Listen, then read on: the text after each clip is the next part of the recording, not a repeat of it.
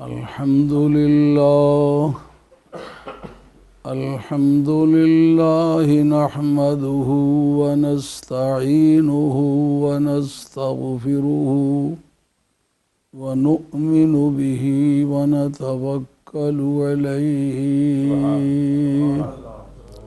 ونعوذ بالله من شرور أنفسنا ومن سيئات أعمالنا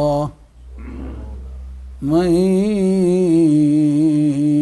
يهده الله فلا مضل له ومن يضلله فلا هادي له ونشهد أن لا إله إلا الله وحده لا شريك له ولا مثل له ولا مثال له ولا مثيل له ولا مماثل له ونشهد أن سيدنا وسندنا وشفيعنا وشفاء صدورنا وملجأنا ومأوانا ومولانا محمدا عبده ورسوله أما بعد فقد قال الله تبارك وتعالى جل جلاله في القرآن المجيد والفرقان الحميد أعوذ بالله من الشيطان الرجيم بسم الله الرحمن الرحيم وأنزل الله عليك الكتاب والحكمة وعلمك ما لم تكن تعلم وكان فضل الله عليك عظيما وقال بعد وكذلك جعلناكم أمة وسطا لتكونوا شهداء على الناس ويكون الرسول عليكم شهيدا صدق الله مولانا العظيم وبلغنا رسوله النبي الكريم ونحن على ذلك من الشاهدين والشاكرين والحمد لله رب العالمين الصلاة والسلام عليك يا سيدي يا رسول الله وعلى آلك وأصحابك يا حبيب الله الصلاة والسلام عليك يا سيدي يا رسول الله وعلى آلك وأصحابك يا حبیب اللہ. حاضرین کرام، آپ کے مولانا جو ابھی اناؤنسمنٹ فرما رہے تھے بڑے دانشور عالم دین ہیں، یہ آپ کے پاس ہمیشہ ہوتے ہیں. اور یہاں کے مقامی حالات سے بھی بہت اچھی طرح سے واقف ہیں اور بڑے صاحب سخن آدمی ہیں۔ انہوں نے آپ کی ذہنی تربیت بہت اچھی طریقے سے فرمائی ہوگی، کیونکہ دیکھنے، سننے، سمجھنے میں ان کی صلاحیتیں بڑی اجاگر نظر آ رہی ہیں۔ اور حضرت شاہ صاحب قبلہ آپ کے پڑوس میں رہ کر کافی مدت نوٹنگم میں گئے ہیں۔ اس وقت شاہ صاحب کی پوزیشن ملک میں ایسی ہے کہ اللہ کا فضل ہے، تمام مذاہب باطلہ کے مقابلے میں سینہ تان کے کھڑا ہو سکنے والا آدمی ہے۔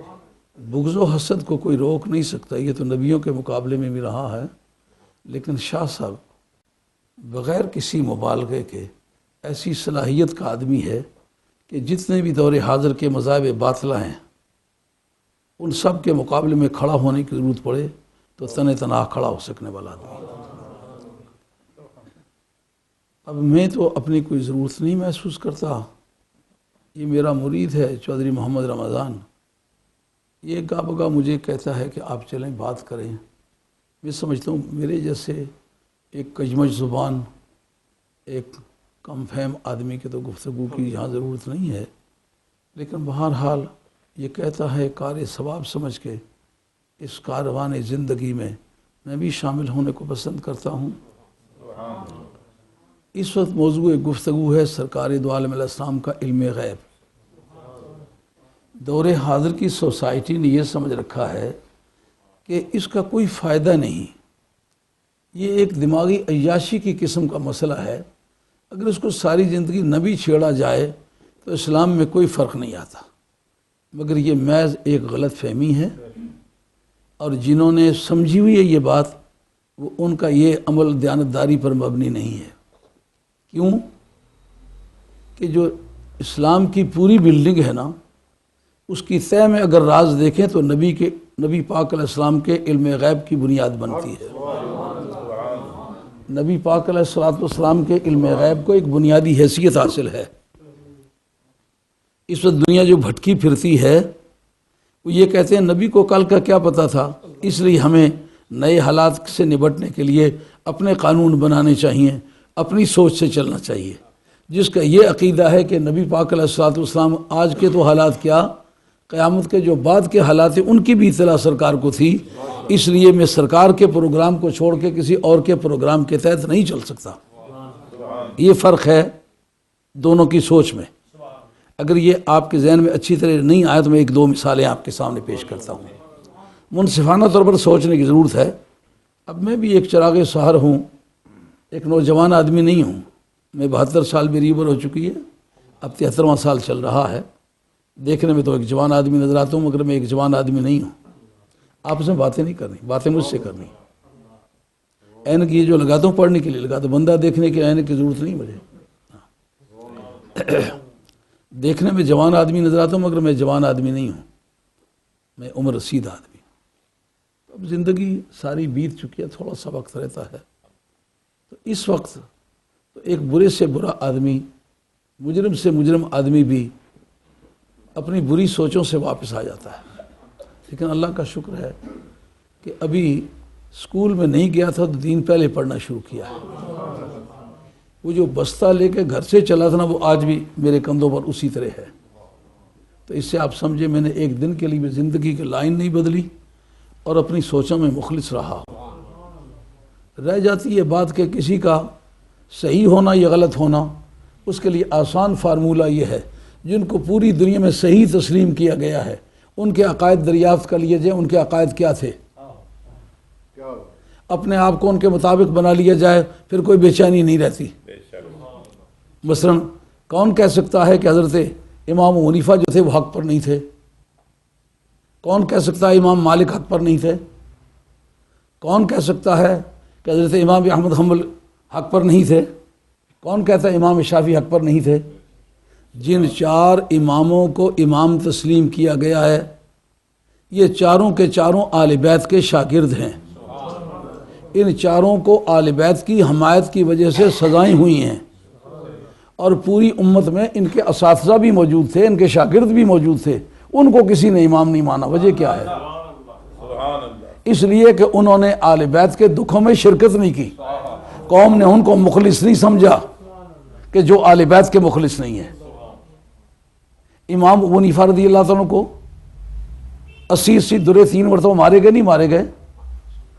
ان کو منصور نے جیل میں ڈال کے زہر دیا کہ نہ دیا؟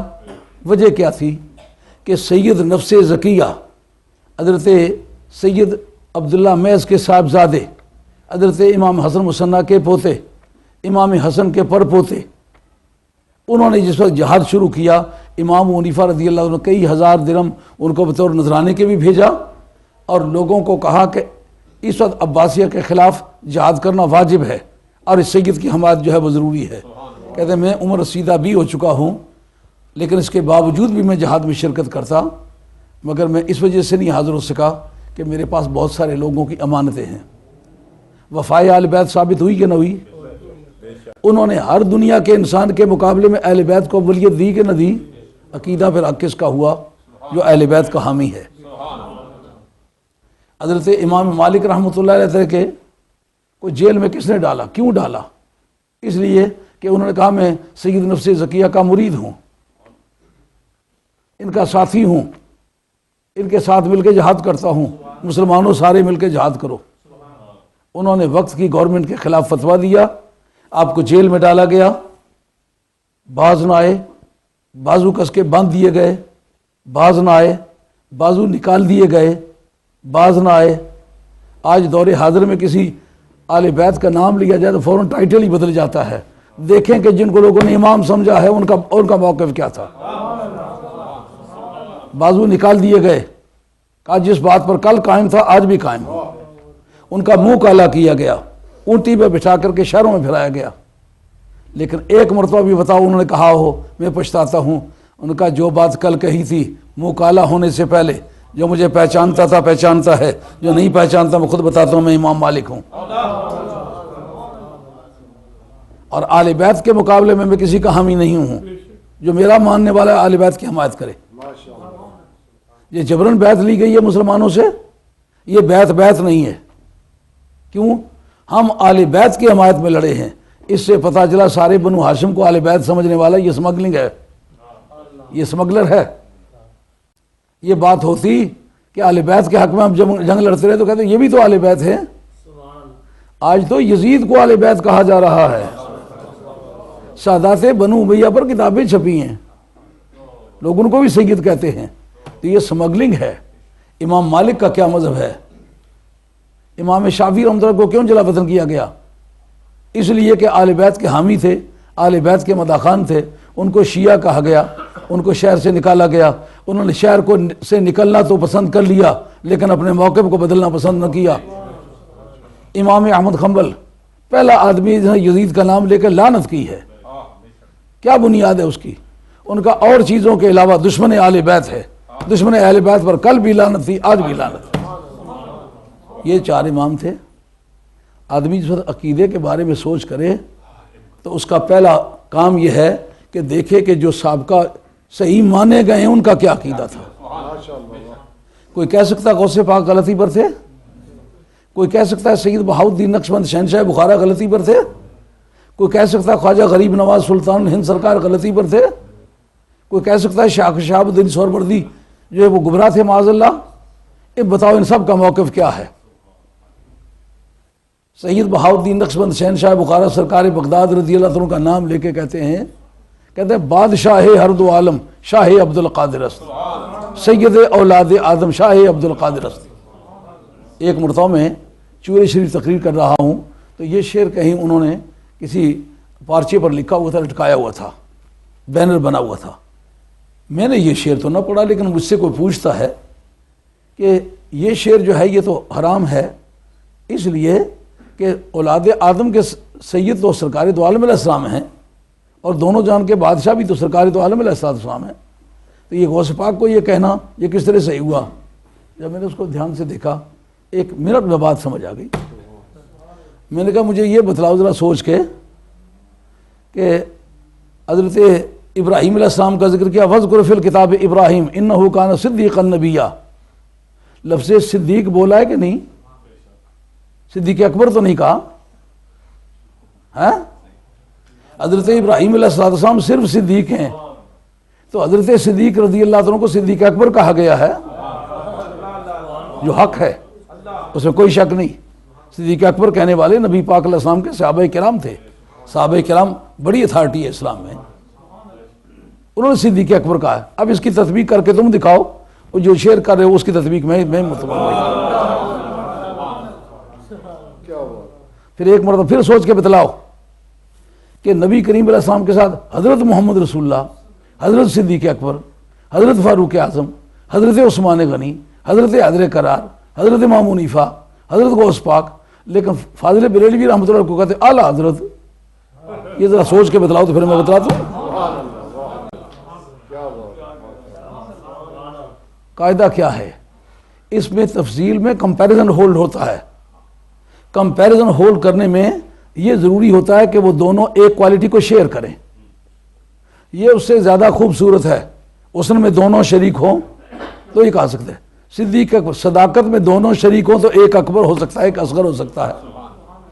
مگر اس بنیاد پر اگر آپ غور کریں، کہیں یہ فرسٹ آیا، یہ فرسٹ آیا، یہ فرسٹ آیا، یہ فرسٹ آیا، کہ ایک فرسٹ آیا ہوگا، چار کس طرح فرسٹ آئے ہیں؟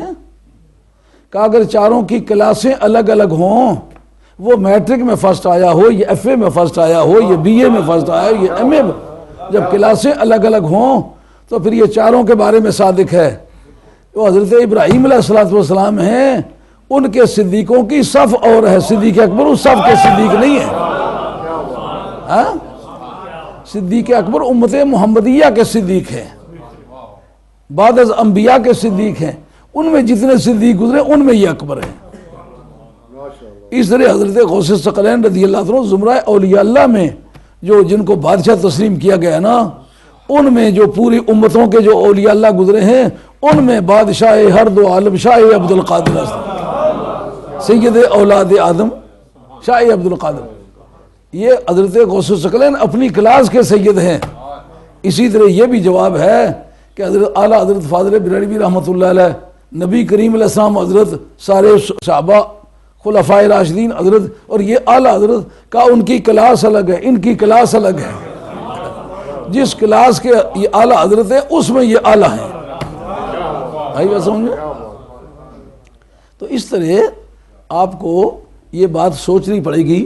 یہ جو چار سلسلے طریقت کے جن کو تمام عالم اسلام نے اپنا مذہبی پیشوا تسلیم کیا اور ان کی کارکردگی بمقابلہ باقی امت کے کہیں زیادہ ہے۔ مثلا جس آدمی نے سرزمین ہند میں تلوار اٹھائے بغیر اسلام کے جھنڈے کو بلند کیا وہ خواجہ غریب نواز سلطان ہند سرکار۔ 90 لاکھ کافروں کو کلمہ پڑھانے والا مولویوں میں کوئی ملا آپ کو؟ پیروں میں کوئی ملا ہے؟ صوفیوں کو کوئی ملا ہے؟ تو پھر جس کی کارکردگی سب سے زیادہ ہے، لا یستوی منکم من انفق من قبل الفتح وقاتل، جنہوں نے مکہ فتح ہونے سے پہلے جانیں اور مالیں خرچ کیے، ان کا مقابلہ بعد میں آنے والے نہیں کر سکتے، کیونکہ ان کی کارکردگی زیادہ ہے۔ تو کارکردگی بنیاد ہے مرتبے کی۔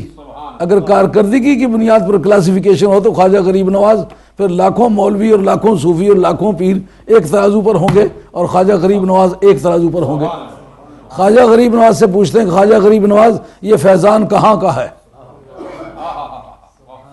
کہتے ہیں یا غوث ثقلین مہی کے فدائے نام تو شد، دریوز اگر ایک رام تو شد، مہی کے فدائے نام تو شد، دریوز اگر ایک رام تو شد، شد خواجہ ازاں کے غلام تو شد، دارت تسب تسلیم و رضا، اے والی بغداد، اے شہنشاہ جیلان، مہی کے فدائے نام تو شد، یہ مہین جو تیرے نام پہ قربان ہو گیا ہے، دریوزہ گر اکرام تو شد، تیرے دروازے پر کھڑے ہو کے بھیک مانگی ہے، شد خواجہ ازاں کے غلام تو شد، میں خواجہ بنا ہی اسی لیے ہوں کہ تیرا غلام بنا ہوں۔ حضرت غوث ثقلین کی برتری کو تسلیم کیا کہ نہیں؟ ابھی سید بہاؤالدین نقشبند شہنشاہ بخارا کی بات پہلے سنا چکا ہوں کہ نہیں سنا چکا ہوں؟ اور پوری دنیا کے جتنے بھی اولیاء اللہ ہیں، ایسی ہمہ گیر تصدیق کسی دوسرے کو حاصل نہیں ہوئی مثلا اعلیٰ حضرت فاضل بریلوی رحمۃ اللہ علیہ میرے نزدیک مجدد ہیں، میں ان کو مجدد، آج کئی تقریریں اس عرصے میں غالباً درجن کے ہیر پھیر میں ان کے شان میں تقریریں کی بحیثیت مجدد کے، لیکن ان کو مجدد تسلیم کیا ہے زمرہ علماء نے، اور ان علماء نے جو ان کے شاگرد ہیں انہوں نے تسلیم کیا، جو ان کے مرید ہیں، نہ ان کے پیر بھائیوں نے ان کو مجدد تسلیم کیا ہے، نہ اس وقت کے کسی دوسرے بزرگ نے۔ مثلا خواجہ گولڈوی رحمۃ اللہ کبھی ان کا نام نہیں لیا، میری اطلاع کے مطابق میں سمجھتا ہوں کہ خواجہ گولڈوی کے لٹریچر میں حضرت اعلیٰ حضرت فاضل بریلوی کا نام نہیں ہے۔ اس کا مطلب انہوں کو صرف مجدد تسلیم کیا اسی طبقے نے جس کا نام لے چکا ہوں۔ حضرت امام ربانی مجدد افسانی شیخ احمد سرندی رحمۃ اللہ کو میں مجدد تسلیم کرتا ہوں، اور درجنوں تقریریں ان کی مجددیت پر کی ہیں، ان کو مجدد ثابت کرنے کے لیے، اور یہ احسان نہیں اپنے دینی ضرورت کے لیے کیا ہے، لیکن ان کو تسلیم کیا ہے تو صرف خاندان نقشبندیہ نے مجدد تسلیم کیا ہے۔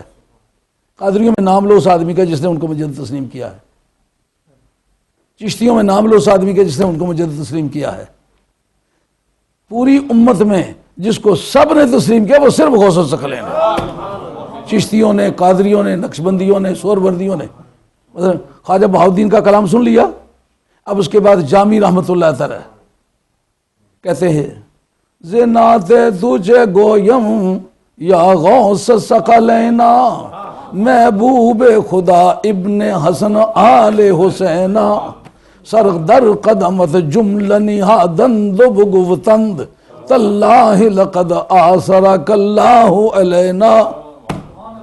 تلمی انہوں نے استعمال کی ہے، کہا جس نے برادران یوسف نے انکار کیا تھا، آخر قدموں پہ سر رگڑ کے نہ معافی مانگی تھی، اسی طرح تیرے ہم معاصرین نے بھی پہلے گردن کشی کی، لیکن تیری بارگاہ میں گردن خم کرنے سے چارہ نہ ہوا۔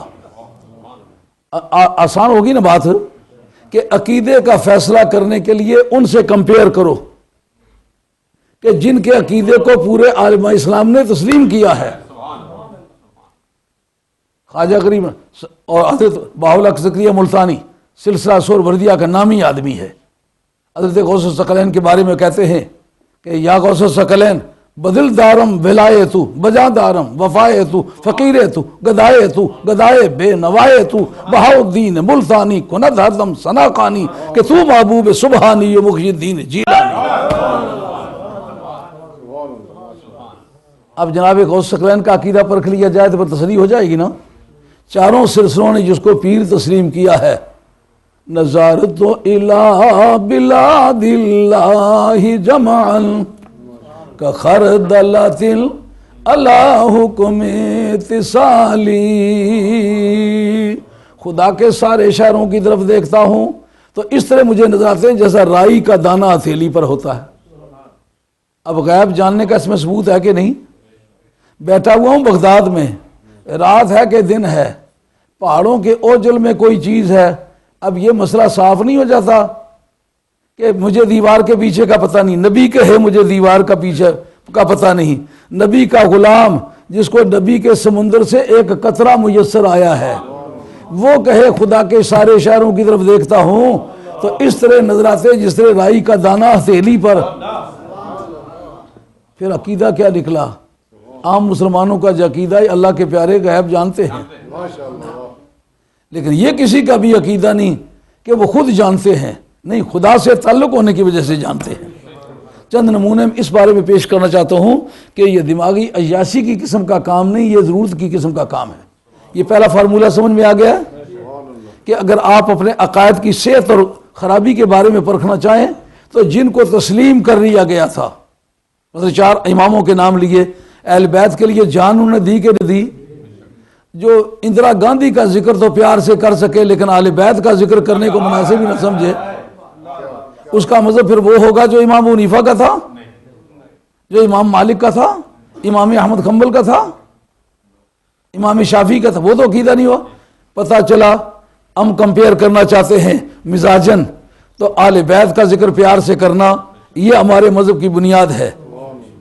حضرت غوث الثقلین رضی اللہ تعالیٰ کو ساری دنیا کے اولیاء اللہ نے ولی مانا ہے، انہوں نے عقیدہ دیا ہے کہ میں خدا کی دین سے، رسول کریم علیہ السلام کی بارگاہ کی بھیک مانگنے کی وجہ سے میں غیب جانتا ہوں۔ یہ کوئی چھپے ڈھکے انداز میں انہوں نے نہیں کہی، یہ کہی ہے اور زندگی بھر یہ گونجتی رہی ہے، اور تمام وقت کے درویشوں نے، صوفیہ نے، علماء نے آپ کے نماز جنازہ میں 1,25,000 علماء نے شرکت کی، جو اول سے آخر تک حضرت غوث الثقلین کے شاگرد تھے۔ 1.25 اولیاء اللہ نے شرکت کی، جو اول سے آخر تک سلوک سارا حضور غوث پاک سے طے کیا تھا۔ وہ میرے اور آپ کی طرح کے آدمی نہیں تھے۔ جس آدمی کی تاریخی یادگار اس وقت کئی مدرسوں پر 100 برس بیت چکا ہے، ابھی تک 1.25 علماء وہ نہیں پیدا کر سکے، مگر قربان جائیں غوث الثقلین کے، ہاں، جنہوں نے غوث الثقلین کو تسلیم کیا، اپنے وقت کے عظیم انسان گزرے ہیں۔ اب چند نمونے اس پر پیش کرتا ہوں کہ یہ ضرورت کی چیز ہے۔ مثال کے طور پر سراقہ بن مالک، یہ امام قسطلانی نے باب الاخبار عن الغیوب کے اندر اور تمام یہ کتب حدیث کے اندر حدیث موجود ہے کہ سرکار کے قتل کے لیے سراقہ بن مالک گئے، جس تاریخ کے سرکار دو علیہ وسلم نے ہجرت فرمائی، اور راستے میں سرکار دو علیہ وسلم کو یہ پہنچ گئے۔ حضرت صدیق اکبر متفکر ہوئے، یہ کوئی سامنے گرد اٹھتی ہوئی نظر آتی ہے، معلوم ہوتا ہے کوئی دشمن ہمارے پیچھے آ رہا ہے۔ آپ نہ گھبرا نہیں، جس نے غار میں ہمیں محفوظ رکھا ہے نا، اب بھی محفوظ رکھے، گھبراؤ نہیں۔ جب وہ قریب آئے، سرکار نے اشارہ فرمایا، زمین نے پکڑ لیا، گھوڑے سمیت زمین میں دھنس گئے۔ کہا ایک مرتبہ مجھے چھوڑائے، پھر میں حملہ نہیں کروں گا۔ فرمایا تیری نیت میں خرابی اب بھی ہے، پر چھڑاتا ہوں۔ کیوں؟ پکڑا دینے جو مجھے دقت نہیں ہے، پھر حملہ کرے گا، پھر پکڑا دوں گا۔ دوبارہ حملہ کیا، دوبارہ زمین کو حکم دیا، پھر پکڑ لیے۔ 3 مرتبہ حملہ کیا۔ جب تیسری مرتبہ گڑ گئے زمین میں گھوڑے سمیت، اس وقت کہتے ہیں کہ میں سچی نیت سے کہتا ہوں اب میں حملہ نہیں کروں گا۔ فرمایا نیت تمہاری اب بھی ٹھیک نہیں، مگر میں تمہیں بتاؤں تم غلط فہمی میں ہو۔ میں دیکھتا ہوں کہ تم نے اسلام قبول کرنا ہے، ایران نے فتح ہونا ہے، شہنشاہ ایران کے بازوؤں کے کنگن وہ تیرے بازوؤں میں پہنائے جائیں گے۔ تو مجھے قتل کرنے کے درپے ہے اور میں تیرے گلے میں اسلام کا توق پہنا ہوا دیکھتا ہوں اور تیرے بازو میں شہنشاہ ایران کے کنگر پہنے ہوئے دیکھتا ہوں۔ کہتے اس وقت میرا کفر ٹوٹ گیا، بعد میں سچ مچ مسلمان ہو گئے۔ اب وہ جو حضور کا علم غیب کا عقیدہ، اس کا اثر دیکھنا آپ نے، تاکہ آپ کو پتہ چلے دور حاضر کی انتہائی ضروری چیز ہے سرکار کے غیب کے بارے میں مسلمان کا یقین زندہ ہونا۔ اب جناب زندگی کی جتنی لڑائیاں لڑے ہیں، اتنی دلیری سے لڑے کہ کبھی پرواہ نہیں کہ کیا ہونے والا ہے۔ دوستوں نے پوچھا سراقہ بن مالک تم یار بڑے عجیب آدمی ہو، اتنے دلیر تو تم نہیں تھے جتنے اب دلیر بن گئے ہو۔ ان کا مجھے وہ سرکار کی بات یاد ہے، جب تک ایران فتح نہیں ہوتا اس وقت تک میں نے مرنا ہے ہی نہیں۔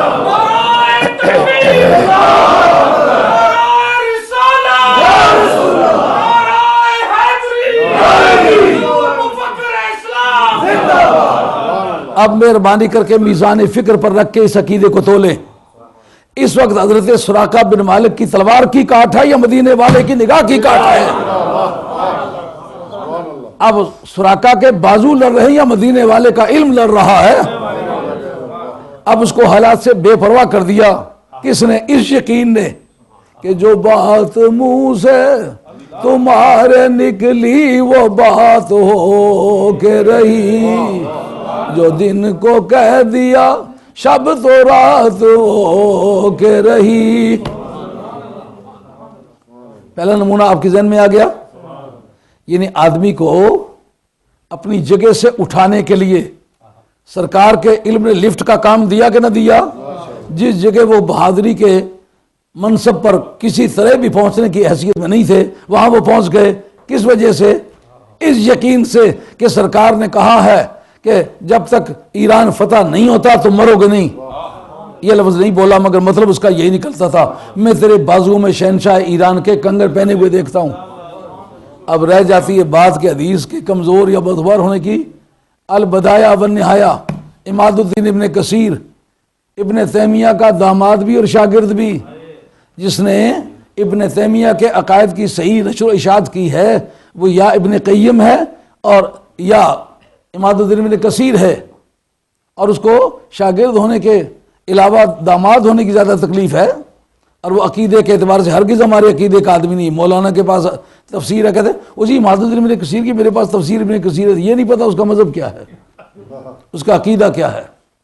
اب جناب البدایہ والنہایہ 14 جلدوں کی کتاب ہے، اس کے اندر اس نے لکھا ہے کہ جس وقت ایران فتح ہوا شہنشاہ ایران کے کنگن اترے. اب یہ مسئلہ زیر بحث آئے گا کہ بتاؤ فاروق اعظم کا کیا عقیدہ تھا.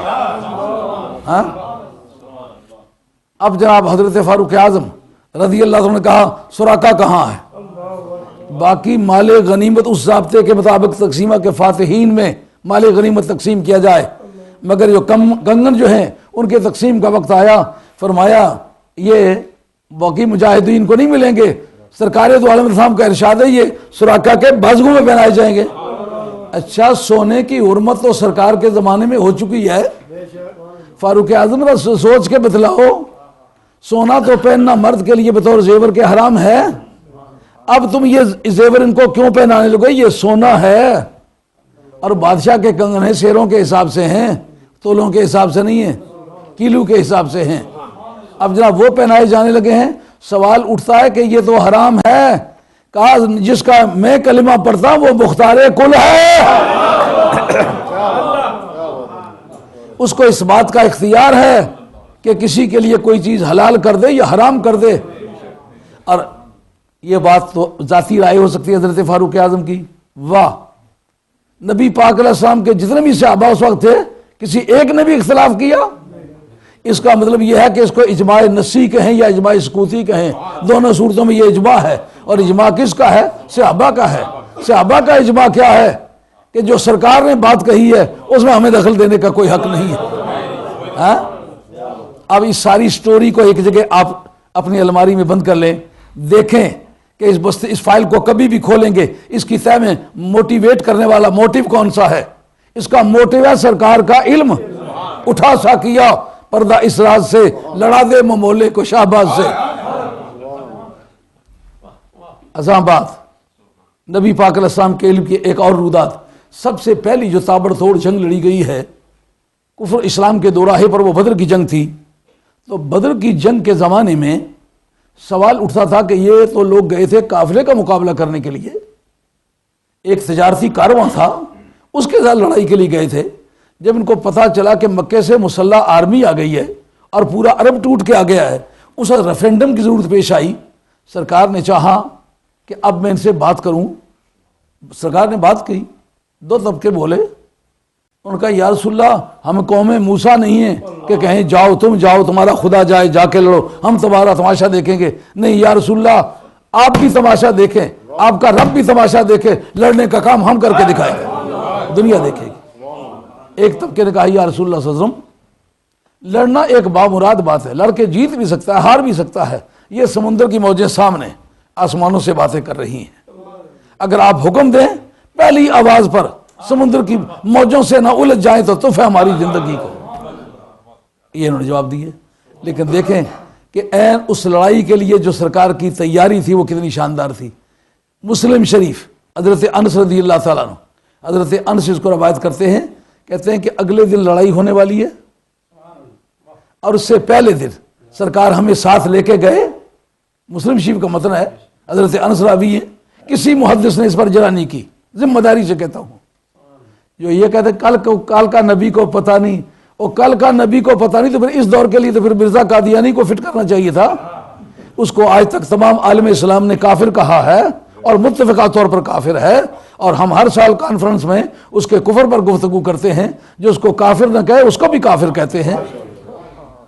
جو کہتے ہیں ہم لوگ شریف آدمی ویسے جھگڑوں میں نہیں پڑتے. لعنت ہے تیری شرافت کو جس کو یہ پتہ نہیں کہ یہ میرے نبی کی عزت کا معاملہ ہے.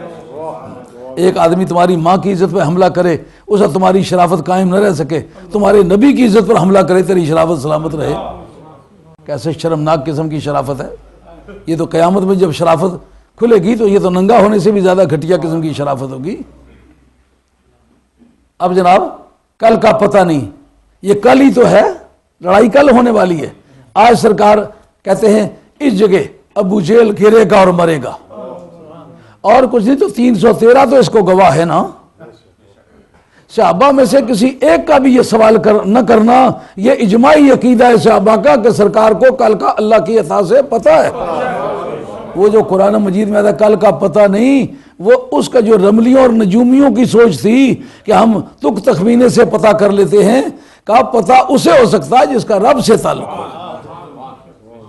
اب ذرا اس جگہ ابو جہل گرے گا اور مرے گا، اس جگہ ولید گرے گا اور مرے گا، اس جگہ عتبہ گرے گا اور مرے گا، اس جگہ شیبہ گرے گا اور مرے گا، اس جگہ امیہ بن خلف گرے گا اور مرے گا۔ صحابہ ساتھ ساتھ ہیں اور خوشی منا رہے ہیں۔ جو ابو جہل کے بارے میں سب سے پہلی اطلاع ہے کہ اس جگہ گرے گا اور مرے گا، اور معاذ اور معوذ جو دو بچے جنہوں نے یہ طے لی ہم ماریں گے۔ اب بتاؤ کہ ابو جہل جیسے استاد، چقیدہ کار، پرانے ماہر جنگ، اس کے ساتھ لڑنے کے لیے دو معصوم بچے کیوں تیار ہو گئے؟ ان کو پتا ہے کہ نبی کی زبان سے یہ بات نکلی ہے۔ نعرہ تکبیر، نعرہ رسالت، علماء اہل سنت، مفکر اسلام۔ اب بتاؤ کہ بدر شریف کی کارکردگی میں جس کی بھی بہادری ہے وہ بہادر ہے، مگر اصل بہادری مدینے والی سرکار کی ہے، جنہوں نے کہا اس جگہ فلاں فلاں گرے گا اور مرے گا۔ دو نابالغ بچوں نے طے کر لیا ہم ماریں گے۔ جب عین وقت پر آئے تو حضرت عبد الرحمن بن عوف کہتے ہیں، وہ مجھ سے پوچھتے ہیں ابو جہل کا ذرا تعارف تو کراؤ۔ ان کا وہ جو اونٹنی پر کالی کملیہ والا ہے، یہ اس پوری قوم کا چیف ہے، یہ اور بڑا بہادر آدمی، یہ سے بڑی جنگیں لڑی ہوئی ہیں۔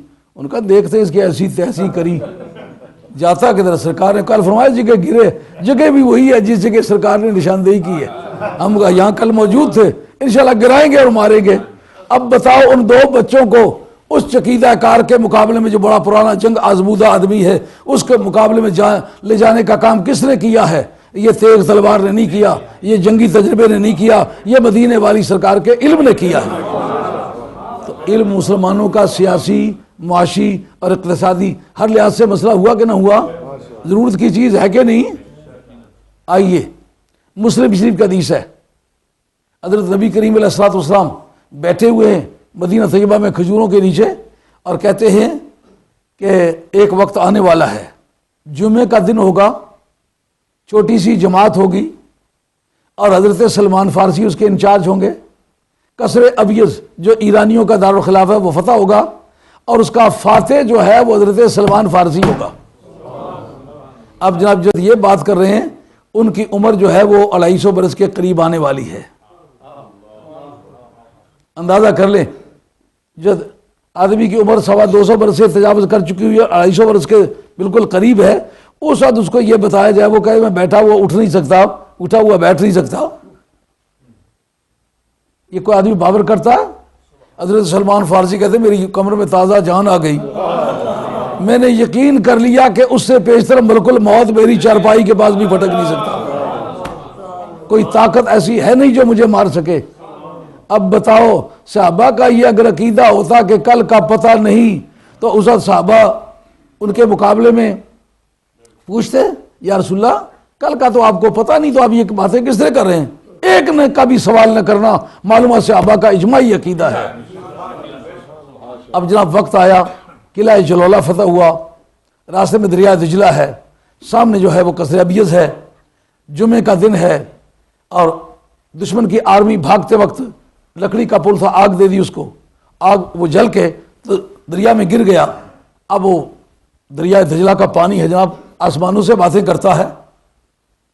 یہ پوچھتے ہیں اے سعد بن ابی وقاص اب کیا خیال ہے؟ ان کا اب کیا خیال ہے؟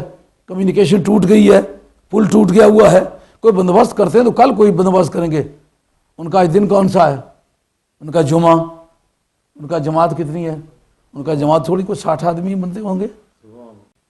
ان کا یاد ہے ایک دن سرکار دو عالم صلی اللہ علیہ وسلم جماعت چھوٹی سی ہوگی، دن جمعے کا ہوگا، ان کا انچارج سلمان فارسی ہوگا، قصر ابیض فتح ہوگا، اور جمعے کی پہلی اذان سلمان دے گا اور قصر ابیض پہ چڑھ کے دے گا۔ یہی وجہ کہ مال کیا کہ ہاں جمعے کا قائم کرنا شرط نہیں ہے، وہ کہتے ہیں جس طرح زور کی اذان کسی وقت بھی دی، کسی جگہ بھی دی جا سکتی ہے، اسی طرح بغیر جمعہ قائم کرنے کے کسی جگہ بھی جمعے کا وقت آئے تو اذان دے کے جمعہ پڑھ سکتے ہو۔ اس کی دلیل وہ یہ پیش کرتے ہیں۔ اب جناب حضرت سلمان فارسی کو وہ کہتے ہیں یار اتنی سی جماعت کے ساتھ اتنی بڑی ہیوی آرمی پر حملہ کرنا درست ہے؟ ان کا یاد نہیں ہے، سرکار نے کہا اصابتم من امتی، میری امت کی چھوٹی سی جماعت۔ یار یہ چھوٹا ہونا یہ اس وقت کی بالکل ایکوریسی بتاتا ہے، ٹھیک وہ وقت ہے، اور دیکھو سلمان بھی موجود ہے، دیکھو قصر ابیض بھی موجود ہے، جمعے کا وقت جا رہا ہے، میں جا رہا ہوں لے کے مولا کا نام، گھوڑا پیچھے سے خدا کے لائے اور جم کرا کے دریا کے موجے میں ٹھیل دیا۔ مزہ آیا نا؟ اب بتاؤ اس بڈھے بابے کو اس دریا کی تند و تیز موجوں میں پھینکنے والا کون ہے؟ سرکار کا علم ہے۔ اب پیچھے 60 سواروں نے گھوڑے چھوڑ دیے جو دریا کی تند و تیز موجوں کے ساتھ نبٹتے ہوئے اور مقابلہ کرتے ہوئے نبرد آزمائی کے ساتھ آگے بڑھتے ہیں۔ دشمن تیر اندازی میں بڑے ماہر تھے، انہوں نے ان کی طرف منہ کر کے تیر چھوڑنے شروع کر دیے۔ جب تیر مارے گھوڑوں کے منہوں پہ لگے، ان کے اپنے منہوں پہ لگے، اس وقت پچھلے دوستوں نے ان کو آواز دی کہ واپس آ جاؤ۔ ان کا طوفان بحر دیکھ کر جو اپنی کشتی موڑ لے، وہ پار کب اتر سکا جو حوصلہ یوں چھوڑ دے۔ ہمیں جانا ہے اور جانا ہے، اور تمام پانی کی جو سطح وہ خون ہو کر کے بہی۔ اب مجھے یہ بتاؤ کہ اس جگہ گھوڑے بڑھ رہے ہیں، مجاہد بڑھ رہے ہیں، یا سرکار کا علم آگے بڑھ رہا ہے؟ ان کو یقین۔ حضرت سلمان کہتے ہیں مجھے کوئی مار نہیں سکتا، اور کسی تیر کا بھی ڈیفنس نہیں کیا۔ ان کا کون ہے مارنے والا؟ سرکار کہیں میں قصر ابیض کو فتح کروں گا، اس سے پہلے کو مجھے مار لے، پیغمبر کی زبان تو نہ ہوئی؟ میرے نبی کا علم اٹل ہے، قطعی ہے۔ جو سامنے والے سائل پر جائے لگے، ایرانی بھاگے، کہتے ہیں واللہ مجانین، یہ پاگل آ گئے ہیں، خود بغیر لڑائی کے آگے آگے بھاگے۔ اور کچھ لوگوں نے وہاں مال غنیمت لوٹنے کی ٹرائی کی، ان کا میں مال غنیمت نہیں لوٹتا، جمعے کا وقت جا رہا ہے، جمعے کی اذان کا وقت ہے۔ جا کے ایک دھکا دیا، قلعے کا ہے دروازہ، بڈھے بابے کا دھکا، لیکن ایک ہی دھکے سے 2 ٹکڑے کر دیے اس کے مین گیٹ کے، اور جلدی سے اوپر چڑھ کے نا تو جمعے کی اذان، اللہ اکبر اللہ اکبر۔ اب مجھے یہ سوچ کے بتلاؤ کہ سرکار دو عالم السلام کا علم غیب جو ہے، کیا وہ دماغی عیاشی کی قسم کی چیز ہے؟ یہ ہمارے سیاسی مسائل بھی، یہ دفاعی معاملہ ہے نا، اس معاملے کو کس نے حل کیا ہے؟ سرکار دو عالم السلام علم غیب نے۔ بدر کی جنگ میں جو لڑانے کا کام کہ 313 کو 970 کے مقابلے میں اتارنا، اور اس دلیری کے ساتھ دوسرے سائل پر جا کر ان کا پہنچنا، یہ سرکار کے علم کا کردار ہے۔ سراقہ بن مالک کا ایک عام آدمی ہونا، بعد میں دلیروں کا بادشاہ ہو جانا، یہ کردار کس کا ہے؟ سرکار کے علم کا ہے۔ آج بھی اگر سرکار دو عالم السلام کا علم، اس کا یقین حاصل کر لیا جائے تو دنیا کے حالات سے نپٹنے میں کوئی دقت نہیں۔ سرکار نے تمام علامات بتائی ہیں، اس طریقے سے حالات پیش آئیں گے، اس وقت تمہیں کرنا کیا ہوگا؟ مثلا ہم حدیثوں میں جب علم حدیث پڑھ رہے تھے تو دورہ حدیث میں آتا لابسات عاریات، ایک وقت آئے گا کہ قیامت قائم ہوگی، لیکن قیامت اچھے لوگوں پر قائم نہیں ہوگی، بدترین لوگوں پر قائم ہوگی۔ کہا ان میں بدترین علامات میں سے کیا؟ کہا عورتیں لابسات عاریات، کپڑے پہنے ہوئے ہوں گے تو ننگی ہوں گی۔ ہم حیران ہوتے تھے جب کپڑے بھی پہنے ہوں گے تو ننگی کس طرح ہوں گی؟ آج وہ بات سامنے نظر آ رہی ہے۔ سرکار نے حل اس کا کیا بتایا تھا؟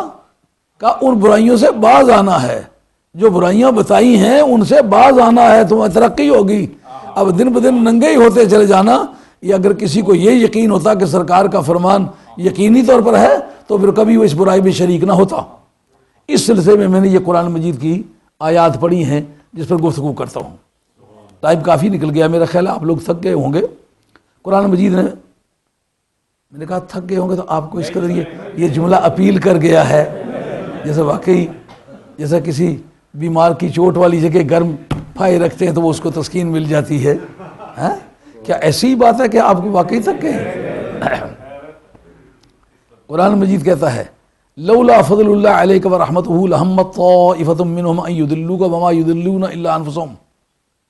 اگر اللہ کا فضل نہ ہوتا اور اس کی رحمت نہ ہوتی، ان میں کی ایک جماعت نے اس بات کا ارادہ کر لیا تھا کہ آپ کو وہ بھٹکا دیں، اور وہ نہیں بھٹکا سکتے سوائے اپنی جانوں کے، اور کسی کو بھی وہ کسی کو نہیں بھٹکا سکتے سوائے اپنی جانوں کے، اور وہ آپ کو کوئی ضرر نہیں پہنچا سکتے۔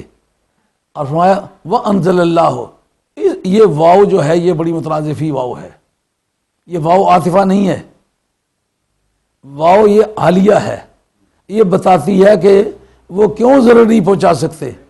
کہا ضرر پہنچانا کسی کی جہالت کی وجہ سے ہو سکتا ہے کہ اس کو دھوکہ کر جائے۔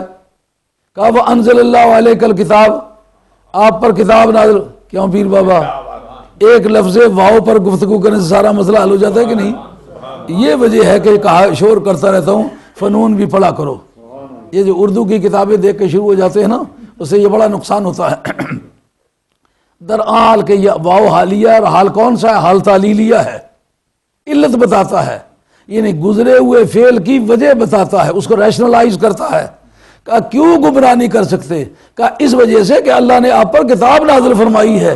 لا رطب ولا یابس الا فی کتاب مبین, وہ تمام علوم کی جامع کتاب ہے. ابھی اس پر تھوڑی دیر کے بعد گفتگو کرتے ہیں کہ اس سے کیا نتیجہ نکلتا ہے. آپ پر اللہ نے کتاب نازل فرمائی ہے اور حکمت نازل فرمائی ہے. اللہ تعالیٰ نے وہ آپ کو سب کچھ سکھا دیا ہے جو آپ نہیں جانتے تھے. اچھا اب واقعہ کیا ہوا؟ تیمہ بن عبیرک ایک شخص ہے جو مسلمان ہوا تھا لیکن کسی کی اس نے ذرا بکتر چرائی, مگر اتفاق ایسا ہوا کہ اس نے ایک آٹے والی بوری میں ڈال کے نا تو گھر لے گیا. جس جگہ جا کے اس نے رکھی نا تو جس سے کہ کسی کی نشاندہی کے تو چونا ڈالتے ہیں نا تو نشان پڑ جاتا ہے. تو جہاں سے وہ ذرا بکتر گئی ہے وہاں سے لے کر کے جہاں جا کر چھپائی ہے وہاں تک وہ آٹے کا نشان پڑ گیا. صبح آسانی سے دریافت ہو گئی. وہ کسی اپنے قریبی کے پاس اس نے رکھی کہ میرے متعلق نہیں بتانا کہ یہ میری ہے لیکن میں بعد میں تم سے لے جاؤں گا. جب دریافت ہو گئی اس کو چور قرار دے دیا گیا. حالات ایسے بن گئے وہ اس کے اقربا آئے کہ یا رسول اللہ صلی اللہ علیہ وسلم یہ بے گناہ ہے, آپ مہربانی کریں اس کو چھوڑ دیں. ہم جس قبیلے کے آدمی کافی سارے لوگ مسلمان ہوئے ہیں, اگر آپ اس کو چھوڑیں گے نہیں تو ہماری برادری ساری جو ہے مرتد ہو جائے گی. اس طرح سرکار دو عالم کو تھریٹ کیا. سرکار نے فرمایا یہ چوری کی ہے اس کا ہاتھ ضرور کٹے گا قانون کے مطابق. اگر میرے ہاتھ لگا اس کا ہاتھ کاٹوں گا کیونکہ چوری ثابت ہو گئی ہے. وہ یہاں سے راتوں رات بھاگا, مکے میں جا کے چوری کی. وہاں چوری کی دیوار کو توڑ کے اندر گیا, آدھا باہر ہے آدھا اندر ہے. نبی سے دھوکا کر کے جانے والے کا حشر کیا ہوا؟ اوپر سے دیوار گری, آدھا اندر آدھا باہر. نہ ان الذین نہ ان الذین, نہ ادھر کا رہا نہ ادھر کا رہا.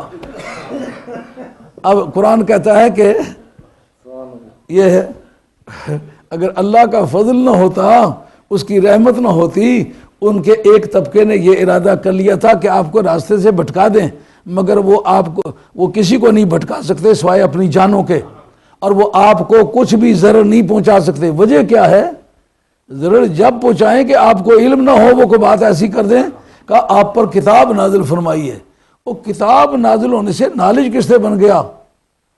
کہ لا رطب ولا یابس الا فی کتاب مبین. کوئی خشک چیز ایسی نہیں, کوئی تر چیز ایسی نہیں جو اس کتاب مبین کے اندر موجود نہ ہو. ایک آدمی منافق تھا, سرکار مولا مرتضیٰ کی بارگاہ میں گیا. ان کا کہتے ہیں کہ ہر خشک تر چیز کا علم اس قرآن میں موجود ہے, بتائیں. یہ یہاں اس کے 2-4 بال تھے داڑھی. ان کا یہ دیکھیں میری داڑھی, اس کا ثبوت آپ کے قرآن میں ہے؟ ان کا ہے. پوچھتا علی سے ہے. ان کا تیری داڑھی کا ثبوت موجود ہے؟ ان کا کس جگہ لکھا ہے؟ کہ الذی خبث لا یخرج الا نکدا. کہ زمین اگر خبیث ہونا تو اس سے ایسے جستا ہی پودے ہوتے, ایک یہاں ایک وہاں ہے. مطلب تیری اندر سے زمین خراب ہے, بے ایمان ہے پکا. تو سارے علوم جب اس میں موجود ہیں تو توانا بہدر کے دانا بہت, نالج از پاور. تجھے دھوکہ کس طرح دیں؟ تجھے دھوکہ نہیں دے سکتے. کہہ سکتا ہے کہنے والا جناب اس کتاب مبین سے مراد ہے لوح محفوظ. ہم تسلیم کر لیتے ہیں, بعض نے یہ بھی لکھا ہے کہ لوح محفوظ مراد ہے, لیکن میں اگر قرآن مجید کی ایک ایسی آیت پیش کر دوں جس سے یہی مراد ہو تو پھر قد جاءکم من اللہ نور و کتاب مبین. اللہ کی طرف سے 2 چیزیں تمہارے پاس آئی, ایک نور آیا ہے, دوسری کتاب مبین آئی ہے. معلومہ آنے والی کتاب کا نام کتاب مبین ہے. اچھا اس سے بھی سرکار کے جو علم کلی کس طرح ثابت کر سکتا ہوں؟ اس طرح فَإِنَّهُ نَزَّلَهُ عَلَىٰ قَلْبِكَ بِإِذْنِ اللَّهِ. سارے علوم قرآن کے اندر ہیں اور سارا قرآن آپ کے قلب کے اندر ہے. سارے پیسے بٹوے میں اور بٹوا آپ کی جیب میں ہے. اب بتاؤ جس کی جیب میں بٹوا اسی کی جیب میں پیسے. بات سمجھ آئی ہے؟ اب قرآن مجید کی یہ آیات ہیں، فالتو تو کوئی بات نہیں ہے نا. وجہ بتلائی ہے کہ کیوں تجھے دھوکہ نہیں دے سکتے، اس لیے کہ اللہ تعالیٰ نے تجھے کتاب اور حکمت عطا فرمائی ہے اور تمہیں وہ سب کچھ سکھا دیا ہے جو تم نہیں جانتے تھے. اور آگے اس کو کہتے ہیں اوپینین کلاس. کان فضل اللہ علیہ عظیمہ، یہ اوپینین کلاس ہے. یہ بتاتی ہے اللہ کا آپ پر بڑا فضل ہے. جس نے زمین و آسمان دیے، کہا کل بتاؤ دنیا قلیل، یہ ساری دنیا کا سامان اکٹھا کریں وہ قلیل ہے، لیکن جو تجھے دیا ہے وہ فضل عظیم ہے. مطلب یہ ساری کائنات سمٹ کے اس کے ایک گوشے میں آ جاتی ہے، اس لیے تجھے جو دیا ہے وہ عظیم ہے، جو ساری کائنات کو دیا ہے وہ قلیل ہے. اس پر جو ہمارے علماء نے لکھا ہے وہ یہ لکھا ہے کہ جو مسئلہ علم غیب ہے اس پر جو ہمارے اہل علم کی جو آراء ہیں وہ بڑی سمجھنے والی ہیں. حضرت امام نشاپوری رحمۃ اللہ علیہ لکھتے ہیں کہ نبی کریم علیہ الصلوۃ والسلام کہ اگر علم غیب کو تسلیم نہ کیا جائے تو جو اجماع جس کو دلیل ٹھہراتے ہو یہ اجماع باطل ٹھہرتا ہے. بات سمجھ آ رہی ہے نہیں آ رہی؟ کیا بات. یہ ذرا محنت کریں گے، دماغ لڑائیں گے تو وہ کہانیوں کی قسم کی تقریر تو نہیں ہے نا. اجماع امت پہلا کتاب اللہ ہے، دوسری سنت رسول اللہ ہے، تیسرا اجماع ہے اور چوتھا قیاس ہے. یہ 4 سورسز آف اسلام ہیں.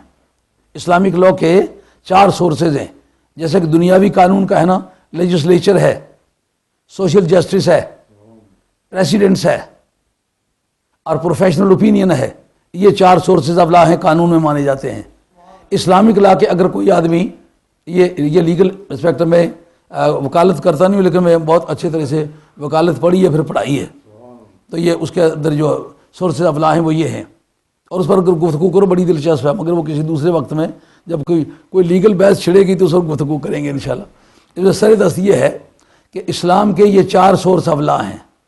قرآن تو قرآن ہونے کی وجہ سے قطعی بات ہے اور حدیث تو نبی پاک علیہ السلام کی زبان ہونے کی وجہ سے.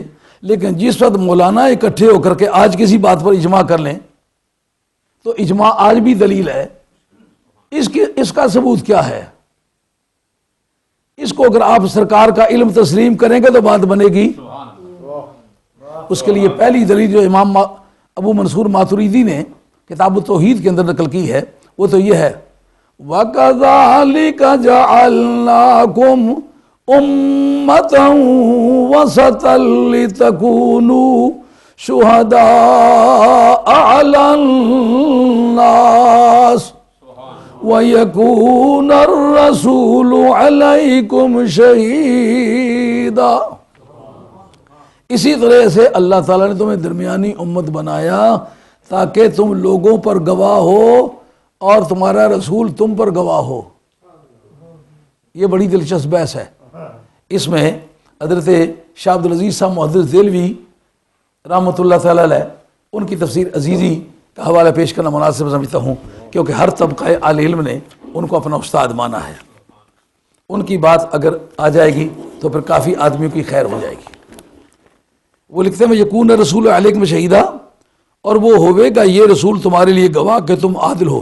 یہ تفسیر عزیزی ہے جناب، جلد اول ہے، صفحہ اس کا 850 ہے. آپ قریب آ جائیں تاکہ آپ نہیں ایک مرتبہ دیکھیں اپنی نظر سے کہ میں اپنی طرف سے تو نہیں پڑھ رہا ہوں. شاہ صاحب آپ بھی تشریف لیں، دیکھ لیں ایک مرتبہ. آپ کی دیکھی ہوئی بات ہے لیکن آپ ایک مرتبہ ملاحظہ فرمائیں. اور ہوئے گا یہ رسول تمہارے لیے گواہ کہ تم عادل ہو، کہ گواہی تمہاری قبول کی جاوے، کیونکہ رسول بسبب نور نبوت کے ہر شخص کی دیانت اور امانت کا درجہ بخوبی جانتا ہے.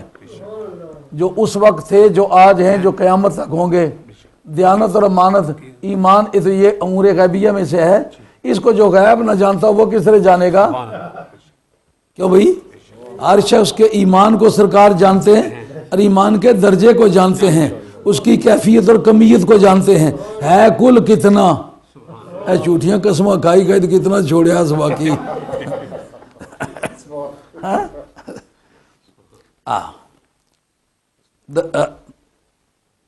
بسبب نور نبوت کے ہر شخص کی دیانت اور امانت کا درجہ بخوبی جانتا ہے کہ کس درجہ تک نور ایمان ان کا پہنچا ہے اور کون سا امر یعنی پردہ ترقی سے مانے ہوا ہے.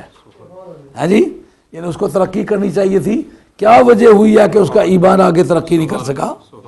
اسی لیے کہ جو مناقب صحابہ کرام اور بعض تابعین اور امام مہدی وغیرہ حاضرین و غائبین کے بیان فرمائے ہیں اور جو بعض معاصرین اور غائبین کے بیان فرمائے وہ سب واجب الیقین ہیں. یہ جو آنے والے امام مہدی ایسے آئے گا, وہ اس طرح انقلاب لائے گا, یہ غیب ہے کہ نہیں؟ کہا چونکہ سرکار دو عالم علیہ السلام نے یہ شہادت دی ہے کہ لا تجتمع امتی علی الضلالہ, میری امت جو ہے وہ کبھی بھی گمراہی پر اکٹھی نہیں ہوگی. یہ کون کہہ سکتا ہے؟ جس کا علم قطعی ہو, جس کے علم غیب کو تسلیم نہ کیا جائے. مثلا اس وقت تو سرکار کے سامنے وہ صحابہ ہیں, لیکن آج جو اجماع ہے اس کو دلیل کس سے بنایا جائے گا؟ کہا اگر اکیلے میں کو کتنی بھی سمگلنگ کرتا ہے نا, جب مل بیٹھے گا تو وہ جھوٹ کہنے پر قادر نہیں ہوگا, بات ماننی پڑے گی. یہ سرکار دو عالم السلام کا علم غیب ہے. پہلے سرکار کے علم غیب کو مانو اور بعد میں اجماع کو دلیل بناؤ. اگر سرکار کے علم غیب کو تسلیم نہیں کرو گے, اجماع دلیل کے طور پر استعمال نہیں ہو سکے گا. سمجھو, جس کو کہتے ہو consensus of competent Muslim scholars of the age. ہر دور کے باصلاحیت متقی پرہیزگار دانائے راز علماء دین کا اکٹھ جو ہے اس کا نام ہے اجماع. کسی نئے مسئلے پر, کسی نئے جھگڑے پر ساری دنیا کے جو مسلمان پیشوا ہیں وہ اکٹھے ہو جائیں, یا کسی ملک کے پیشوا اکٹھے ہو جائیں, سارے مل کے فیصلہ کریں. آج بھی وہ دلیل ہے. کہا وہ گمراہی پر اکٹھے نہیں ہوں گے. گمراہی پر کیوں اکٹھے نہیں ہوں گے؟ نبی کی شہادت ہے. جو جانتا ہے کہ نہیں اکٹھے ہوں گے, اس کی دلیل ان کا علم نہیں ہے, اس کی سچائی کی دلیل نبی کا علم غیب ہے. اب تشریف رکھیں, یہ بات غالباً سمجھ میں آ گئی ہے. اب اسی سلسلے میں آپ کے سامنے پیش کرتے ہیں یہ حضرت صاحب روح البیان علامہ اسماعیل حقی افندی.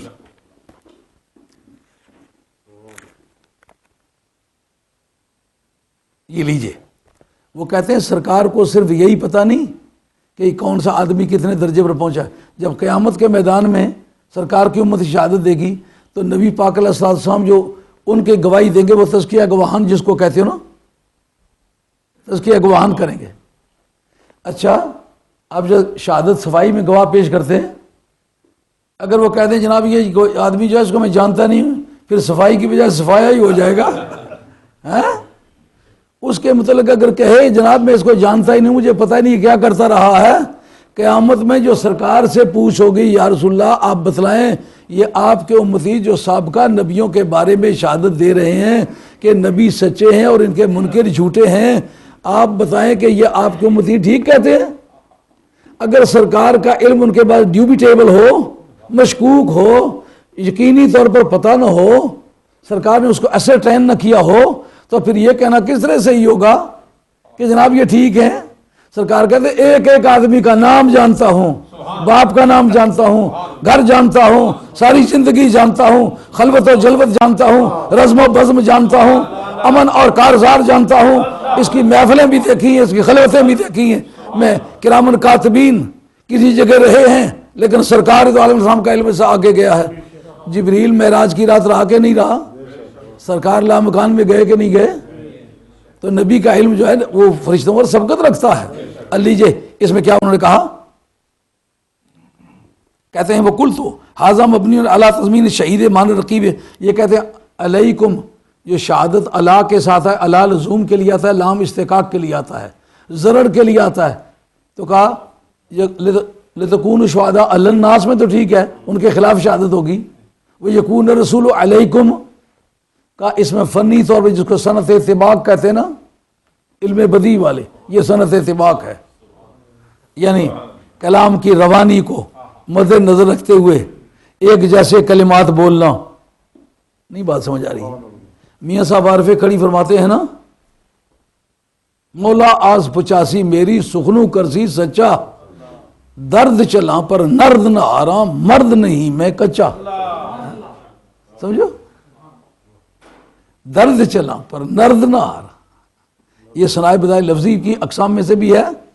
ام وزن الفاظ علیکم لتکون شہداء علی الناس، علی الناس اس کے لیے کہا، وہ یکون رسول علیکم، علی لزوم کے لیے آتا ہے، ضرر کے معنی دیتا ہے.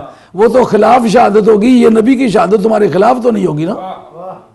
یہ معنی ہے فن جاننے کا، کہ جب تک یہ نہیں جانے گا کہ علم بدی بھی کوئی علم ہے، اس میں کوئی صنعت بھی ایک ہے جس کا نام ہے صنعت طباق، یعنی ہم کافیہ الفاظ استعمال کرنا، جب تک یہ نہیں جانے گا وہ غلطی کھائے گا. اب رسول کریم علیہ السلام کس بات کی شہادت دیں گے؟ یار پروردگار تم نے کہا تھا کہ وَأَنزَلَ اللَّهُ عَلَيْكَ الْكِتَابَ وَالْحِكْمَةَ وَعَلَّمَكَ مَا لَمْ تَكُنْ تَعْلَمْ. یہ تجھے دھوکہ نہیں دے سکتے. کیوں دھوکہ؟ تب سے کوئی چیز چھپا سکے تم سے؟ تمہارے علم سے کوئی چیز چھپ سکتی نہیں، کیونکہ اللہ تعالیٰ نے تجھے کتاب دی ہے، تجھے حکمت دی ہے، اور تجھے وہ سب کچھ سکھا دیا جو تو نہیں جانتا تھا. مولا کریم ان سب کے نام جانتا ہوں، کام جانتا ہوں، خلوت جانتا ہوں، جلوت جانتا ہوں، جوڑے کی زندگی جانتا ہوں، تنہائی کی زندگی جانتا ہوں، خاندانی زندگی جانتا ہوں، قومی زندگی جانتا ہوں، بین الاقوامی زندگی جانتا ہوں، اس کا عقیدہ جانتا ہوں، اس کا اندرونی عقیدہ مذہب ایمان جانتا ہوں. اس معنی میں سرکار کی قیامت کے میدان میں شہادت ہوگی. یہ فرماتے ہیں کہتا کل تو حاضم اپنی لا تزمین شہید مان رقیب والمطلف فعودیہ تعدیتہ والوجہ فی اعتبار تزمین شہید الاشارۃ الی ان التعدیل والتزکیہ انما یکون عن خبر مراقبۃ محال بحال الشاہد فاذا شاہد من رشد والصلاح عدل وزکاہ واثنى علیہ والا یسکت عنہ. کہ اگر اس کی تعدیل کرے تو جاننے کے بعد کرے گا نا، نہیں تو جھوٹی شہادت ہوگی. اس کو یہی نہیں پتا ہوگا کہ یہ آدمی کیا کرتا رہا ہے. اگر ایسی حالت میں کہ یہ بالکل ٹھیک آدمی ہے تو یہ جھوٹی شہادت ہوگی کہ نہیں ہوگی؟ نبی تو جھوٹی شہادت نہیں دیں گے نا. نبی کو پتا ہوگا یہ کتنا بھی گنہگار ہے، اس کا عقیدہ ٹھیک تھا، یہ نبی کے بارے میں جھوٹی باتیں کرنے کی عادت نہیں رکھتا. معلوم ہوا قیامت کے میدان میں سرکار دو عالم علیہ السلام کے کہ علم کی عظمت کو پہلے جان لیا جائے گا تو پھر بات آگے چلے گی. اس کو ذرا 1 منٹ لگا کے سمجھ لیں. پتہ ہے کیفیت کیا ہوگی قیامت کے میدان میں؟ جب شہادت کے لیے کیس پیش ہوں گے، سب سے پہلی بات ہوگی اچھا نبیو فَلَنَسْأَلَنَّ الَّذِينَ أُرْسِلَ إِلَيْهِمْ وَلَنَسْأَلَنَّ الْمُرْسَلِينَ. ہم رسولوں سے بھی حساب لیں گے، امتوں سے بھی لیں گے. جب امتیں پیش ہوں گی، جنہوں نے تو مانا ہے وہ تو کہیں گے مانتے ہیں، جنہوں نے نہیں مانو کا ایسے ذکر ہی کوئی نہیں کیا، کبھی بتایا نہیں کہ یہ نبی ہے، کبھی بتایا نہیں وہی آئی ہے. اب اللہ کریم کہے گا تم گواہ لاؤ. اب گرمی ہے قیامت میں، وہ ساری برادری ہے، ان کو کس طرح گواہ لائیں؟ کہ یہ جو ان کے ساتھ کے ان کے خاندان کے لوگ ہیں، کیا ممکن ہے برادری کی وجہ سے وہ اوپر نیچے کر جائیں؟ کوئی امپارشل قسم کا گواہ لاؤ جس کا تیرے ساتھ بھی براہ راست کوئی تعلق نہ ہو، ان کے ساتھ بھی کوئی نہ ہو. ان کا ایسی تو امت محمدیہ ہو سکتی ہے، وسطن ان کو کہا ہے، امپارشل وسطن، وسطنی کا وسطن کہا. وسط جو ہے وہ ظرف ہے، اس کے معنی درمیانی جگہ. وسطن درمیان والے ہیں، نہ ہمارے طرف لٹکے ہوئے ہیں نہ ادھر لٹکے ہوئے ہیں، وہ درمیان والے بلاؤ. اب ان کو بلا لیا جائے گا. بات خیال میں آ رہی ہے؟ فن تو جناب ہر جگہ انوالو ہوگا، کچھ بھی آپ کریں. اب جس وقت ہم دیکھتے ہیں کہ ایک آدمی کانوں میں انگلی دے کر کے نا جتنا سہ ملوک ہوتا سارا اگل دیتا ہے، اس کو یہ بھی نہیں پتا کہ سہ ملوک نے کہا بھی کیا ہے. یہ بھی ایک بڑی مزے کی بات ہے.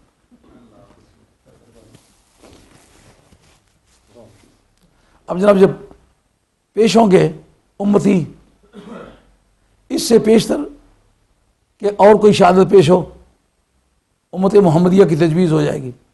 ربی کریم کہیں گے ابھی بہت سارے اور بھی گواہ گزر سکتے ہیں. ان علیکم الحافظین کراما کاتبین یعلمون ما تفعلون. فرشتوں تمہارے پاس کیا ریکارڈ ہے؟ فرشتے کہیں گے یہ نبی سچا ہے، یہ امتیں جھوٹی ہیں، ہمارے سامنے یہ باتیں ہوئی ہیں. اس وقت کہیں کہ پروردگار ہمیں ان پر اجرا کرنے کی اجازت ملنی چاہیے. خدا کا کوٹ ہے، قیامت کا دن ہے، انبیاء کھڑے ہیں جناب، وہ منکر جو ہیں خود مرے سو جگ پر لو، اپنے پر بنی کی چاہت صرفہ گسا نہ نہیں رہنا. اب جناب وہ کہیں گے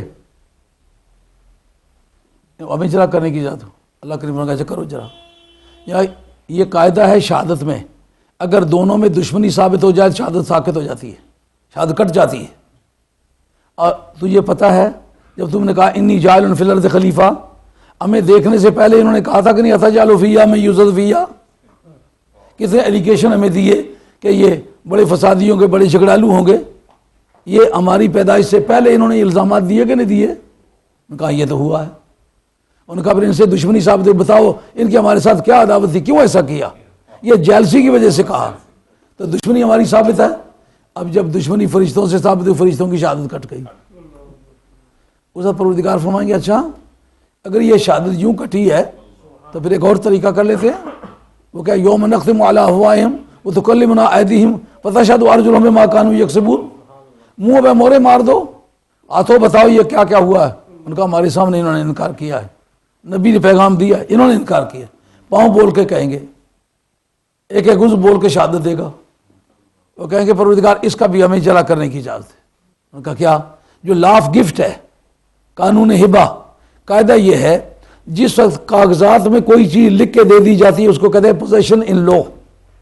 جب موقع پر دے دی جاتی ہے نا موقع کا قبضہ، اسے کہتے ہیں possession in fact. Possession in law اور پوزیشن ان فیکٹ دونوں دے دیے جائیں ہبہ مکمل ہو جاتا ہے.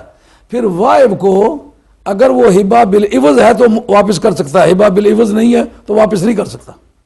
اچھا اب جس وقت وہ بحث چھڑے گی کہ پروردگار عالم یہ تو نے ہمیں دے دیے، ہم ان کے مالک بن گئے، ہم اجازت نہیں دیتے کہ تو انہیں استعمال کر، یہ تیرا پوزیشن جو ہے یہ یوزرپیشن ہے، یعنی ان لافل پوزیشن ہے، غاصبانہ قبضہ ہے. تو مغصوبہ چیز کا استعمال شرعاً حرام ہے، اس لیے ان ہاتھوں اور پاؤں کو ہمارے خلاف استعمال کرنا یہ حرام ہے، حرام کا صلہ حرام ہے.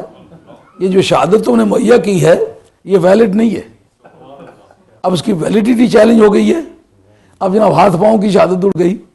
اس وقت رب کریم کہیں گے اچھا اب رب کو سب کچھ پتہ ہے لیکن قانون کی ضرورت کو، جس کو ایکویٹی آف لا کہتے ہیں نا، adequacy of law, equity of law, وہ پوری کرنے کے لیے پروردگار کہتے ہیں اچھا میں خود گواہ ہوں، وکفا باللہ شہیدہ، میں خود گواہ ہوں تم نے ایسا ایسا کیا ہے.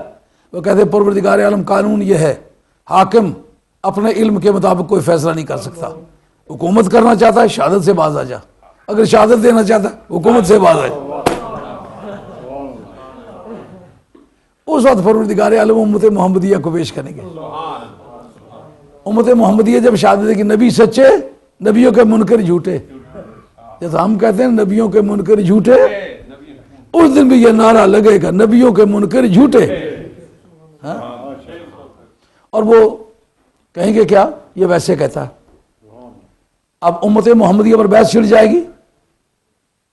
اب ان کے بارے میں یہ کہنا چاہیں یہ دشمن ہیں، یہ نہیں کہہ سکتے کنتم خیر امۃ اخرجت للناس، وہ تو سب کے نفع کے لیے ان کو نکالا گیا ہے. یہ کہیں کہ یہ ان کے ساتھ ہماری دشمنی ہے، دشمنی کا الزام بھی نہیں دے سکتے. اب یہ کیا کہیں حاکم بھی نہیں ہے لیکن الزام کیا دے سکتے؟ یہ موقع پر موجود ہی نہیں تھے. سوال پیدا ہوا کہ نہیں ہوا؟ موقع پر موجود نہیں تھے. جو سنی سنائی شہادت ہے پریزمپٹیو ایویڈنس ہے.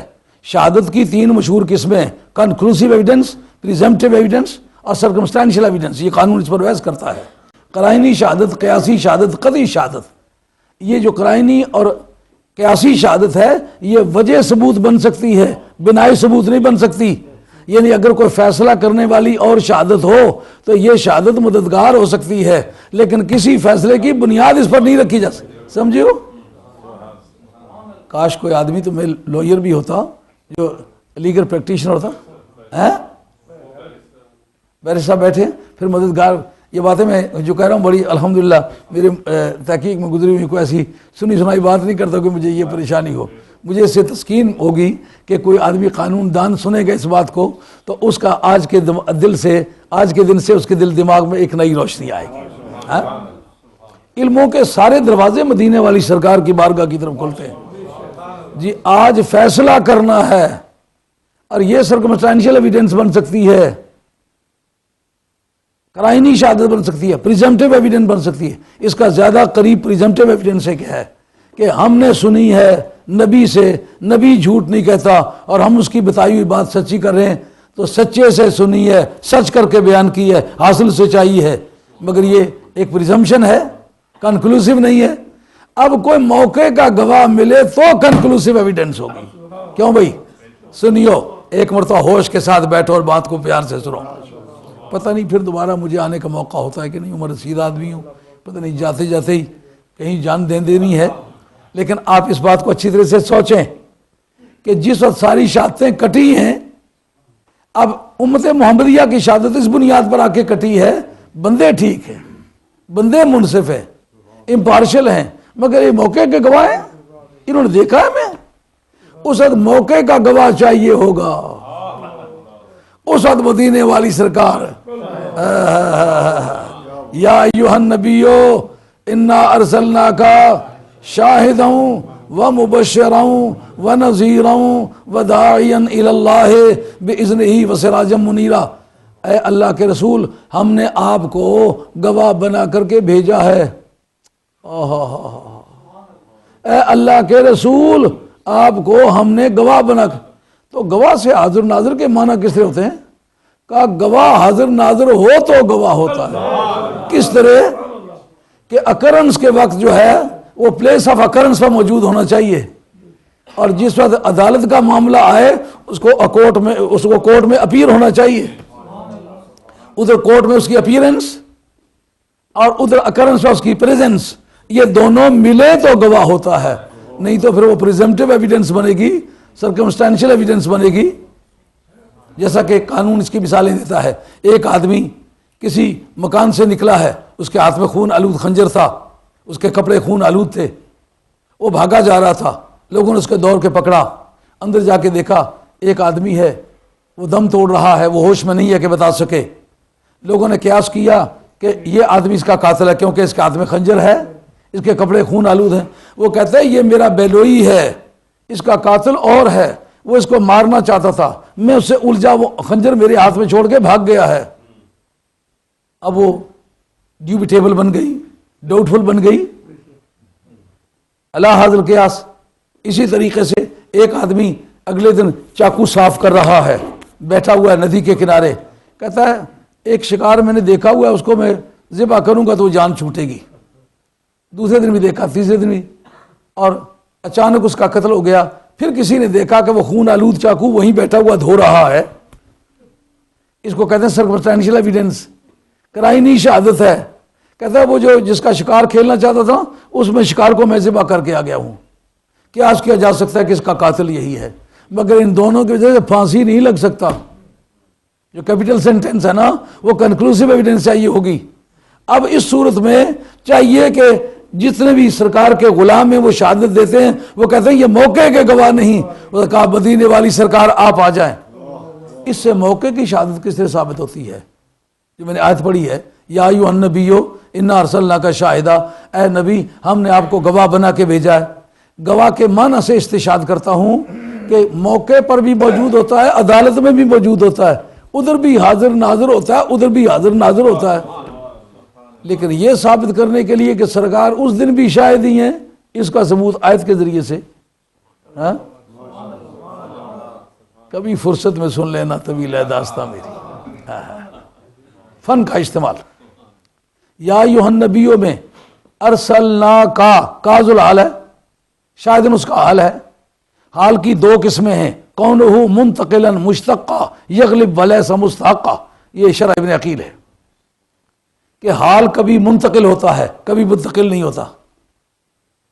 یعنی جو اس کا حال ہے نا اس کے اندر پائے گئے. اس کو انگریزی میں کہتے ہیں ایکیوزیٹیو آف سینٹینس. لیکن انگریزی بھی حساب کی پڑھی ہوتی ہے، جو فور بولتے ہیں، جب پوچھو انگریزی کہتے ہیں جی گرامر ہم نے نہیں پڑھی. تو گرامر نہیں پڑھی تو کیا خاک پڑا ہے؟ جب قواعد کا پتہ نہیں تو پھر کیا پتہ. قانون کہتے اس کو کہتے ہیں ایکیوزیٹیو آف سینٹینس. یہ اکرنس کے وقت جو فاعل کا حال ہے وہ بتاتا ہے، یا مفعول کا حال ہے وہ بتاتا ہے، یا دونوں کا حال بتاتا ہے، اس کا حال مشترکہ کہتے ہیں.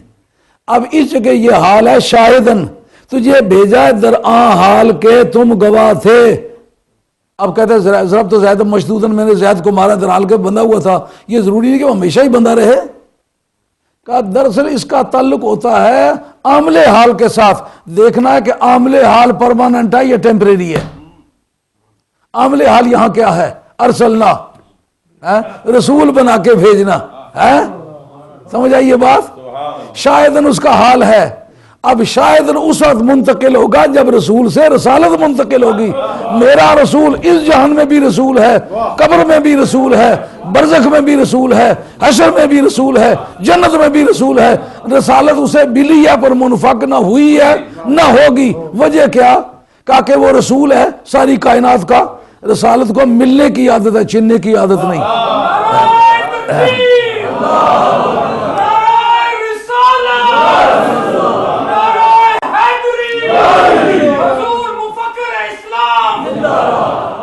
آدمی دو بھی بیٹھے رہ جائیں تو میرا کام ہو جائے گا. ان کو بات کی گرفت ہو. یہ کہ رسالت ملنے کی عادت رکھتی ہے پر چھننے کی عادت نہیں رکھتی، اس کا ثبوت قرآن کہتا ہے وَلَسَوْفَ يُعْطِيكَ رَبُّكَ فَتَرْضَىٰ. اس سے پہلے فرمایا وَلَلْآخِرَةُ خَيْرٌ لَكَ مِنَ الْأُولَىٰ. گزرے ہوئے دنوں کے مقابلے میں آنے والے دن زیادہ اچھے ہیں. اگر ایک دن رسالت ملے دوسرے دن رسالت کی قبا اتار لی جائے، یہ وعدہ پھر کس طرح سچا ہوگا؟ اس کے تحت ابن رشد نے بدایت المجتہد و نہایت المقتصد مذاہب اربعہ کے تقابلی مطالعے کی کتاب ہے، مدینہ طیبہ یونیورسٹی میں پڑھائی جاتی ہے. اس کے اندر دیکھیں ابن رشد نے لکھا ہے کہ منسوخ اور غیر منسوخ آیتوں کے پہچان کے جتنے ذرائع ہیں ان میں سے ایک ذریعہ یہ بھی ہے کہ جس میں اوصاف رسول ہوں، شان رسول ہو، وہ آیت کبھی منسوخ نہیں ہو سکتی. اور جی کیوں منسوخ نہیں ہو سکتی؟ کہ رب کا وعدہ وَلَلْآخِرَةُ خَيْرٌ لَكَ مِنَ الْأُولَىٰ. اگر وصف دے کر واپس لے لے تو پھر خدا کی شان کے لائق نہیں، وعدہ خلافی بنتی. سمجھ آئی یہ بات؟ تو معلوم ہوا میرا رسول جس کا رسول ہے، جہاں جہاں کا رسول ہے. اب حاضر و ناظر کے معنی کی وضاحت کے لیے ہم اس کا دائرہ متعین کرنا چاہیں گے، اس کا رینج مقرر کریں گے. کس کے ذریعے سے مقرر کریں گے؟ رسالت کے دائرے سے. رسول کہاں کہاں کا گواہ ہے؟ کہا جہاں جہاں تک کا رسول ہے.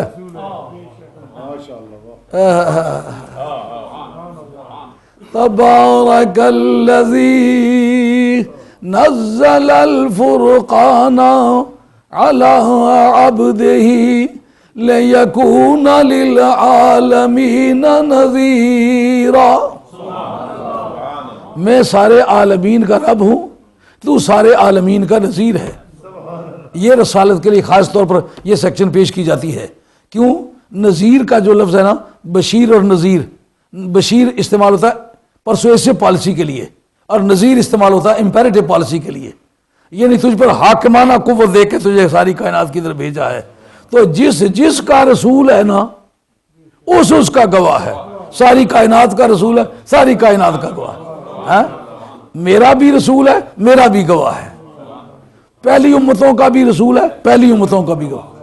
آنے والے لوگوں کا بھی رسول ہے، ان کا بھی گواہ ہے. کہا یہ کس جگہ کا؟ کہا ساری کائنات کا. کس وقت کے لیے؟ کہا جس وقت کے لیے رب ہے نا، اس وقت کے لیے رسول ہے. بات واضح ہو گئی. اب جناب شہادت جو ہے قیامت کے میدان میں اس لیے سرکار کی پیش ہوگی. اب جناب نتیجہ کیا نکلے گا؟ سنی کہتا ہے کہ میں حضور کو حاضر ناظر سمجھتا ہوں. حاضر ناظر بھی اس قسم علوم ہے، یہ علم کی بحث سے خارج نہیں ہے، لیکن اس کا دائرہ زیادہ وسیع ہے. اس طرح کہ قیامت کے میدان میں جس وقت سب کی شہادتیں کٹیں گی، سرکار کی شہادت پر فیصلہ ہوگا. جب یہ کہیں گے یہ رسول ہے، وہ نہیں کہہ سکتے یہ موقع پر موجود نہیں تھا. جس طرح نے خدا پر اعتراض کیے ہیں، مدینے والی سرکار پر اعتراض کر سکتے کہ نہیں؟ اب دوستو سنجیدگی سے سوچو، کر سکتے کہ نہیں؟ او کافروں تم کتنے بھی برے ہو، پر تمہیں یہ سرحد پتہ ہے کہ اس کے محبوب پر حملہ نہ کریں، ممکن ہے پھر زیادہ عذاب میں مبتلا کر دے. بات سمجھ آئی ہے؟ فقط اتنا سبب ہے انعقاد بزم معاشر کا کہ ان کی شان محبوبی دکھائی جانے والی ہے۔ سنی پہلے تیرے عقیدے کا فیصلہ ہوگا کہ تیرا نبی حاضر و ناظر ہے، تو اس کے بعد قیامت شروع ہوگی۔ سمجھو بات؟ جن جن باتوں کے بارے میں کہتے ہو، شفاعت کا مسئلہ بڑا مشہور مسئلہ ہے، اس کے اندر بھی نہیں پتا کہ علم غیب ہے۔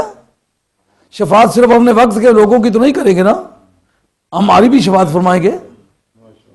جس کی سفارش کرنے کے لیے کوئی کسی کے پاس جائے، کہا جناب اس کے ساتھ مہربانی کریں، انہوں نے کہا یہ کون ہے؟ کہا یہ تو میں نہیں جانتا۔ اس نے کیا کیا؟ کہا یہ تو مجھے نہیں پتا۔ کس بارے میں چاہیے؟ کہا یہ تو مجھے نہیں پتا۔ کہا پھر سفارشی کیسے آئی؟ سرکار اول سے آخر تک ساری سٹوری اس کی جانتے ہیں، اول سے لے کر آخر تک اس کے سارے معاملات کو جانتے ہیں۔ جب شفاعت کرنے جائیں گے رب پوچھے گا یہ کون ہے؟ کہ یا اللہ میرا امتی ہے، میرا کلمہ پڑھنا۔ کیسا ہے؟ بندہ تو گنہگار ہے لیکن بے ایمان نہیں ہے، عقیدہ نہیں۔ وہ بندہ گنہگار کا کیا ثبوت ہے؟ کہ اگر گنہگار نہ ہو تو شفاعت کس لیے ہو؟ اس سے کہتا ہوں گنہگار ہے۔ سمجھے بات؟ آئیے اس پر تھوڑی سی گفتگو کرتے ہیں کہ یہ باقی مفسرین کرام نے اس پر کیا کچھ لکھا ہے۔ یہ میرے پاس خازن ہے جناب، خازن نے اس پر ذکر کیا ہے، وَلَا يُحِيطُونَ بِشَيْءٍ مِّنْ عِلْمِهِ إِلَّا بِمَا شَاءَ۔ خازن لکھتے ہیں کہ اللہ تعالیٰ کے علم کے کسی حصے پر کوئی محیط نہیں ہو سکتا مگر جتنا وہ چاہے۔ استثناء تو کیا ہے نا، معلوم ہوتا ہے کہ اللہ کسی کو علم دیتا ہے جو اللہ تعالیٰ کے علم کے کسی حصے پر محیط ہوتا ہے۔ اس پر علامہ خازن لکھتے ہیں یعنی یطلعہم علیہ وہم الانبیاء والرسل لیکون ما یطلعہم علیہم من علم غیبہ دلیلا علی نبوتہم۔ کہتے ہیں کہ اللہ تعالیٰ کے غیب کے بعض حصے پر ان کو اطلاع کرنا اس لیے ضروری ہے کہ کیا ثبوت بنے گا اس بات کا کہ یہ واقعی نبی ہے؟ کہ وہ نبی کا علم غیب اس کی نبوت کی شہادت بنتا ہے۔ تو جو آدمی نبی کے علم غیب کا انکار کرتا ہے تو گویا وہ اسباب کا تو قائل نہیں ہے اور مسبب کا قائل ہے۔ جیسا کہ یہ کہے میں اس گھر کے گھر پیدا تو ہوا لیکن اس کو باپ نہیں تسلیم کرتا۔ کتنی خوفناک قسم کی بات ہے۔ وہ کہتے ہیں اللہ تعالیٰ ان کو غیب اس لیے دیتا ہے تاکہ ان کی دلیل نبوت بنے، اور اس پر وہ ثبوت پیش کرتے ہیں۔ قال اللہ تبارک وتعالی فلا یظہر علی غیبہ احدا الا من ارتضی من رسول، کہ اللہ تعالیٰ اپنے غیب پر کسی کو مسلط نہیں کرتا مگر رسولوں میں سے جس کو پسند کرے مسلط کرتا ہے۔ اب اس سے یہ بات واضح ہوئی کہ سابقہ جو یہ علامہ خازن بغدادی ہیں، اہل سنت کی بڑی مشہور تفسیر ہے۔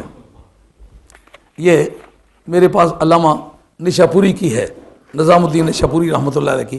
یہ اس پر گفتگو کرتے ہیں، کہتے ہیں کہ جس وقت یہ کہا گیا کہ لتکون رسول علیکم شہیدا، تاکہ تمہارا رسول تم پر گواہ ہو اور تم لوگوں پر گواہ ہو، تو اس سے مراد کچھ لوگوں نے کہا کہ اس سے مراد وہ لوگ ہیں جو اس وقت نبی پاک علیہ السلام کے سامنے موجود تھے،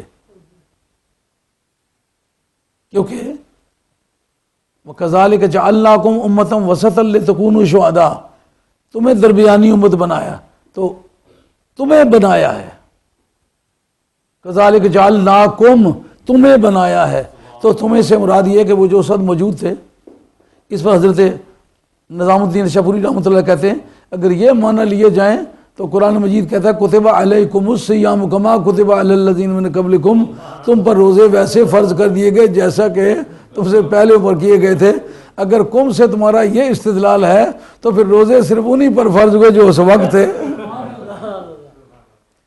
اچھا یہ تو ماننا پڑ گیا کہ یہ ہمارے وقت کے لیے بھی سرکار نے فرمایا۔ ان کا جب یہ فرمایا اس پر حضرت امام ابو منصور ماتریدی نے یہ فیصلہ کیا کہ اجماع امت دلیل ہے، کہ اس وقت کے لوگوں کو تو سرکار نے دیکھا ہوا تھا، اس وقت کے لوگوں کو جو حضور نے فرمایا کہ ان کا اجماع بھی دلیل ہے، یہ کس بنیاد پر فرمایا؟ اگر غیب نہیں جانتے تھے تو ان کو کس طرح سرکار نے سرٹیفائی کیا ہے؟ اگر کوئی آدمی کسی وقت کوئی کسی کے داخلے کے کاغذات ہوں اس کے پاس لے جائیں تو اس کو جانے بوجھے بغیر دستخط کر دے، انکوائری ہولڈ ہو جائے.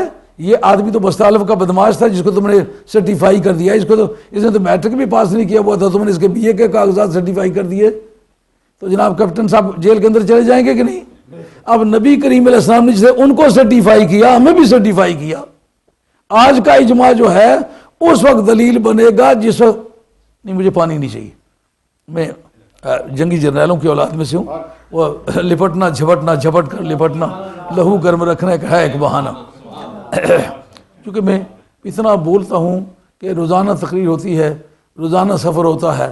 الحمدللہ میری صحت اچھی ہے، میں 4.25 من وزن اٹھا لیتا ہوں. ایسا صرف جوان نظر ہی نہیں آتا ہوں. میرے بازو کو ہاتھ لگا کے دیکھو، میں ٹھیک ٹھاک آدمی. ہاں اچھی صحت ہے میری. اور یہ گلا میرا پھٹ رہا ہے کیونکہ زیادہ بولنے کی وجہ سے. مجھے پیاس نہیں لگی، میں ٹھیک ہوں. یہ عام طور پہ شوگر شاگر کے جو مریض ہوتے ہیں نا، وہ ان کے گلے خشک ہو جاتے ہیں، زبان خشک ہو جاتی ہے. میں فاطمی فرزند ہوں، الحمدللہ ٹھیک ہوں، غوث پاک کا کرم. ایسے یہ ہے کہ موت کو اتنا یاد کرتا ہوں، ایسا محسوس ہے میری ہتھیلی پر آ گئی ہے. کوئی اچھا کام کروں، کوئی حضور کے دین کی خدمت کروں کہ میری حاضری کا وقت قریب ہے، اللہ کی بارگاہ میں پیش ہونے والا ہوں. اس کا ڈر سنگین محسوس کرتا ہوں. اس وقت میری صحت میرے راستے میں رکاوٹ نہیں بنتی. میں سمجھتا ہوں کہ وقت قریب آ گیا ہے اور مجھے اللہ کی بارگاہ میں حاضری کے لیے تیار رہنا چاہیے. تو اس جگہ وہ نظام الدین کیانی فرماتے ہیں والخطاب الجمیل امہ من حین نزول الآیت الی قیام الساعہ کما فی سائر التکالیف. کہتے ہیں کہ قیامت تک آنے والے وقت کے لیے جتنے بھی امت کے حصے ہوں گے سب کا اجماع دلیل ہوگا کہ نہیں ہوگا؟ ان کو سرکار نے سرٹیفائی کیوں فرمایا جب جانتے ہی نہیں؟ تو معلوم ہوا کہ قیامت تک کے لیے اجماع اسی وقت اجماع ہوا ہے کہ جس وقت سرکار قیامت تک ان کے بارے میں جانتے ہیں. اور اس جگہ یہ حضرت علامہ اسماعیل حقی افندی کہتے ہیں، جو میں کہتا ہوں معنی شہادت رسول صلی اللہ علیہ وسلم اطلاع علی رتبت کل متدین بدین ہی. توجہ سے سماعت فرمائیں. ومعنی شہادت رسول علیہم، اور رسول کا ان پر شہادت دینے کے معنی ہے اطلاع علی رتبت کل متدین بدین ہی. ہر آدمی کے دین کے مرتبے کے بارے میں سرکار کو اطلاع ہے. حقیقت علتی ہوا ہے علیہ من دین ہی، اور دین کی جس حقیقت پر وہ پہنچا وہ اس کی بھی سرکار کو اطلاع ہے. وہ حجاب الذی ہوا معجوب بھی ان کمال دین ہی، اور جس چیز نے اس کو اپنے کمال دین سے روک لیا ہے اس کے بارے میں بھی سرکار کو پوری اطلاع ہے. یہی وجہ ہے کہ قیامت کے میدان میں سرکاری دو عالم علیہ السلام گواہی دیں گے. اب اس کے بارے میں علامہ نظام الدین نشاپوری رحمۃ اللہ علیہ اس بارے میں ایک اور شہادت پیش کرتے ہیں آیت الکرسی کے ذریعے سے. کہتے ہیں کہ منزل الذی یشفع عنده الا باذنہ، کون ہے جو اس کی بارگاہ میں اس کی اجازت کے بغیر شفاعت کرے؟ الا باذن سے استثناء کیا نا، کہ یہ استثناء اس سے مراد محمد رسول اللہ صلی اللہ علیہ وسلم کی ذات پاک ہے. کہا تو پھر اس نے کہا یعلم ما بین ایدیہم، یہ صفت سرکار کی ہے کہ اللہ کی؟ انہوں نے کہا اس جگہ اللہ کی صفت بیان کرنے کی تو ضرورت نہیں. جو شفاعت کرے گا اس کو چاہیے کہ پتہ ہو یہ کون ہے، کہاں سے آیا ہے، اس کا آگا پیچھا کیا ہے. تو جب تک غیب نہ جانے یہ کس طرح شہادت دے گا؟ یہ الحمدللہ. اس کہ یعلم محمد رسول اللہ ما بین ایدیہم من اولیات الامور قبل خلق الخلائق، کہا ابھی مخلوق پیدا ہی نہیں ہوئی تھی اس وقت سرکار کو پتہ تھا کون پیدا ہونے والا، کون کب پیدا ہوگا، جیسا کہ اب پتہ ہے. کہتے ہیں کہ اس جگہ کقول ہی اول ما خلق اللہ نوری، جس کو بنیاد بناتے ہیں وہ کہتے ہیں سب چیزیں میرے سامنے بنی ہیں. سمجھے؟ جس کو کہتے ہیں جناب یہ حدیث کمزور ہے، وہ ابا کہتا کمزور بھی ہے تو ابا تو رہنا کہ نہیں رہنا. اگر حدیث کمزور بھی ہو تو حدیث تو پھر بھی ہے نا. لیکن یہ ضرورت پڑی تو پھر انشاءاللہ اس کو مضبوط بھی کر کے دکھا دیں گے. ہاں کمزور نہیں ہے یہ، مگر یہ جملہ بنایا ہوا ہے اول ما خلق اللہ نوری اول ما خلق اللہ العقل ان اللہ خلق الارواح قبل الرسائل بألف آمن. اللہ تعالیٰ نے جتنی مخلوق پیدا کی ہے کئی ہزار برس آگے بھی جو پیدا کی ہے، لیکن یہ سب کارروائی سرکار کی آنکھوں کے سامنے ہوئی ہے. کا علم کا درجہ دوسرا بنتا ہے. میں سب جانتا ہوں ٹوکیو ایک شہر ہے مگر میں اس کو دیکھ نہیں رہا ہوں. سرکار تو ساری کائنات کو دیکھ رہے ہیں. اور امام قسطلانی رحمۃ اللہ باب الاخبار عن الغیوب کے اندر یہ حدیث نقل کی ہے، حضرت عبداللہ بن عباس اس کے راوی ہیں، کہا ان اللہ رفع لی الدنیا فانی انظر الیہا والی ما ہوا کائن فیہا الی یوم القیامہ، اللہ تعالیٰ نے ساری دنیا اٹھا کے میرے سامنے رکھ دی ہے، میں اس دنیا کی طرف بھی دیکھ رہا ہوں، جو کچھ دنیا میں ہونے والا اس کو بھی طرف دیکھ رہا ہوں، لیکن کیسے؟ کہ ان ما انظر الی کفی، واہ واہ واہ، بلاغت کا قلم توڑ دیا سرکار۔ ماننا پڑتا ہے کہ ساری دنیا بلیغ ہے مگر سرکار بلیغ ساز ہے۔ حضرت غوث ثقلین کیا کہتے ہیں؟ نظر تو الی بلاد اللہ جمن کا خردلۃ علی حکم اتصالی، میں اللہ کے شہروں کی طرف دیکھتا ہوں اس طرح نظر آتے جیسا رائی کا دانہ ہتھیلی پر ہو، لیکن رائی کا دانہ ہتھیلی پر ہو تو جو حصہ اس کا ہتھیلی سے لگا ہوا ہونا وہ اوجل ہوتا ہے، ہتھیلی بھی اتنی اوجل ہوتی ہے، وہ دانہ بھی اتنا اوجل ہوتا ہے۔ سرکار نے یہ نہیں فرمایا میں کل روح تو تمام دنیا کی طرف اس طرح دیکھ رہا ہوں جیسے رائی کے دانے کو ہتھیلی پر، کہا اس طرح دیکھ رہا ہوں جس طرح اپنی ہتھیلی، کیا مطلب اس کا کوئی پہلو مجھ سے مخفی نہیں ہے۔ آگے دیکھیں کیا خوبصورت بات کہی ہے، ما خلفہم، ان کے آگے پیچھے کے سب حالات سرکار جانتے ہیں، من احوال القیامت و فضل الخلق، جو کائنات میں دن انسان بے قرار ہوں گے وہ بھی، قیامت کے احوال بھی، وغضب الرب و طلب شفاعت من الانبیاء، اللہ تعالیٰ کا غضب میں ہونا اور انبیاء علیہ السلام سے شفاعت کا طلب کیا جانا کہ وہ کہیں کہ ہماری شفاعت کرو، وقولہم نفسی نفسی، قابل غور بات ہے۔ اس جگہ نظام الدین نشاپوری نے یہ معنی کیے ہیں کہ جو نبیوں سے کہا جائے گا شفاعت کرو، ان کا چھوڑو یارو اپنا کام کرو، نفسی مجھے اپنے نپٹنے دو، یہ بات ہے۔ اس وقت کہتے ہیں ورجوہم الیہ بالاضطرار، پھر سب دنیا مجبور ہو کے سرکار کے پاس آئے گی۔ اب سرکار جب شفاعت کریں گے اب صرف امت کی بحث نہیں رہ گئی، اس سے آگے چلو، ہاں طریقہ کار کیا ہوگا آگے چلنے کا۔ آدم علیہ السلام سے شروع کریں گے نا، یہ کیا وجہ شفاعت کا معاملہ جو آج کہتے ہیں جو مانگو جی اللہ ہی سے مانگو، ان سے ہم اس دن پوچھیں گے اب اللہ آگے تو نظر نہیں آ رہا تھا نا، اب نظر بھی آ رہا ہے، جاؤ مانگو۔ ان کو پتہ ہے دنیا میں جتنے بستر باندھے ہیں آج اصل میں بستر بندھنے کا وقت ہے، آج اگر گئے نا تو بستر آج بندھے گا۔ اس کے بارے میں ذرا سوچ کے بتلاؤ کہ اس وقت جب کوئی اخبار نہیں نکلے گا، کوئی ریڈیو نہیں بولے گا، کوئی ٹی وی کام نہیں کرے گا، کوئی نشر و اشاعت نہیں ہوں گے، کوئی پمفلٹ نہیں چھاپے جائیں گے، کوئی ہینڈ بل تقسیم نہیں ہوں گے، اس وقت رہنمائی کون کرے گا؟ کوئی اللہ کا بندہ تلاش کرو۔ فتح الباری، شرح بخاری، امام ابن حجر عسقلانی، حدیث شفاعت، اب ساری کتابیں میں نہیں لا سکتا تھا اور یہ بھی پتہ نہیں تھا کیا کیا بیان ہوا ہو گئے، یہ چلے جائیں آدم علیہ السلام کے سامنے جا کے بات کریں، ایک وجہ یہ ہوئی، دوسرا یہ کہ باقی نبیوں کے بارے میں تو کئی طرح کے اختلاف ہیں، لیکن آدم کے باپ ہونے کے بارے میں تو کسی کا اختلاف ہے، باپ تو وہ ہمارا ہے نا، چلتے، لیکن انبیاء علیہ السلام کو دھوکہ کون دے؟ وہ کہیں گے زبولا غیری، کسی دوسرے نبی کے پاس جاؤ۔ یار اگر اللہ کے بندے کے پاس جانا شرک سمجھا جاتا ہو، کم از کم قیامت کے میدان میں تو شرک نہ ہو، پھر کم از کم نبی تو شرک کی دعوت نہ دیں۔ ان کا یہ کہنا کسی دوسرے کے پاس جاؤ، اس کا مطلب یہ انبیاء علیہ السلام کا عقیدہ ہے کوئی مشکل وقت کیوں کہا؟ ان کا میری اپنی بات نہیں بن سکی تھی، ہاں میری اپنی بات نہیں بن سکی تھی، میں نے اس وقت نبی کریم علیہ السلام کا نام لیا تھا، ان کے واسطے سے مولا کریم توبہ منظور فرما۔ اور حضرت امام جلال السیوطی آپ کی تفسیر در منصور فتلقى آدم من ربه کلمات، اس کے تحت پڑھو، ابن نجار کی روایت ہے، وہ کہتے ہیں کہ اس مقام پر حضرت آدم علیہ السلام نے پنجتن پاک کا نام دیا، نبی کریم رؤوف الرحیم علیہ السلام، امام حسن، امام حسین، مولا مرتضی، حضرت خاتون جنت علی نبینا وعلیہ الصلوۃ والسلام، یہ 5 نام دیے کہ ان کے وسیلے سے میری توبہ منظور فرما۔ پوچھا کہ ان کا پتہ تجھے کیسے چلا؟ ان کا جس وقت میں میرے اندر روح پھونکی گئی اس وقت میں نے عرش کے گردا گرد 5 نوروں کو سجدہ ریز دیکھا، میں نے پوچھا یہ کون ہے؟ تو پروردگار تو نے جواب دیا تھا کہ اگر میں ان کو نہ پیدا کرتا تو میں تمہیں بھی پیدا نہ کرتا،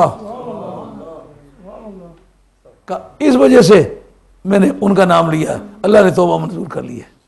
آدم علیہ السلام نے چونکہ خود رب سے جو مانگے وہ کسی بندے کے وسیلے سے مانگا، یہ تجربہ تھا ان کا، یہ نے کہا تو کسی دوسرے بندے کے پاس جاؤ، کرتے کرتے کرتے کرتے اب مجبوری کیا، جس سے بھی بات کی نا انہوں نے کہا میں یہ نہیں کر سکتا، اذهبوا الی غیری، یعنی آج شفاعت کرنے کی پوزیشن میں ہوں، نفسی نفسی مجھے اپنا معاملہ نبٹ لینے دو، سرکار کے سامنے آئیں گے انا لہا انا لہا، یہ بات تو مشہور ہے۔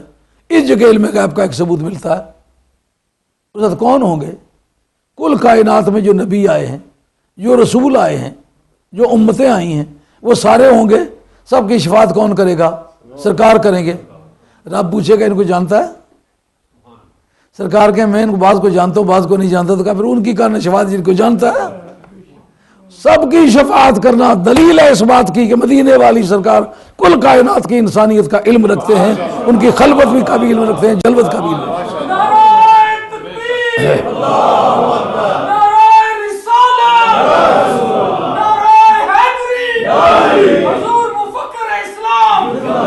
اس میں صرف امت مسلمہ کا ذکر نہیں کیا۔ نظام الدین نشاپوری رحمۃ اللہ علیہ تفسیر نشاپوری میں وہ کہتے ہیں جس وقت ان کو مخلوق مجبور ہو کر سرکار کی بارگاہ میں ہے کہ وَلَا يُحِيطُونَ بِشَيْءٍ مِّنْ عِلْمِهِ وَإِنَّمَا هُوَ شَاهِدٌ عَلَىٰ أَحْوَالِهِمْ وَسِيَرِهِمْ وَمُعَامِلَاتِهِمْ وَقَصَصِهِمْ، ان سب کے واقعات کا سرکار کو علم ہے، اس وجہ سے سرکار کی شفاعت قیامت کے میدان میں سب کے بارے میں ویلڈ ہوگی۔ تھک گیا ہوں یار بہت، یہ ساری کتابیں لایا اصل میں اسی سلسلے میں ہوں، اس میں ایک کتاب بھی کوئی ایسی فالتو نہیں لایا ہوں، اس میں جتنی بھی باتیں ان لوگوں نے کی ہیں، یہ علامہ قوالم تنسالم کے بارے میں صاحب روح المعانی نے لکھا ہے، علم ما کان و ما یکون، جو ما کان کا علم ہے وہ بھی اور جو آنے والا علم ہے وہ بھی، اور تفسیر بالماسور میں پہلا درجہ بنتا ہے طبری کا، طبری نے بھی یہی لکھا ہے علم ما کان و ما سیکون۔ اس پر چند نقص وارد ہوتے ہیں، اگر آپ کے پاس وقت ہو تو ایک دو آپ کو اعتراضات سنا دیں، باتیں سمجھنے والی ہیں۔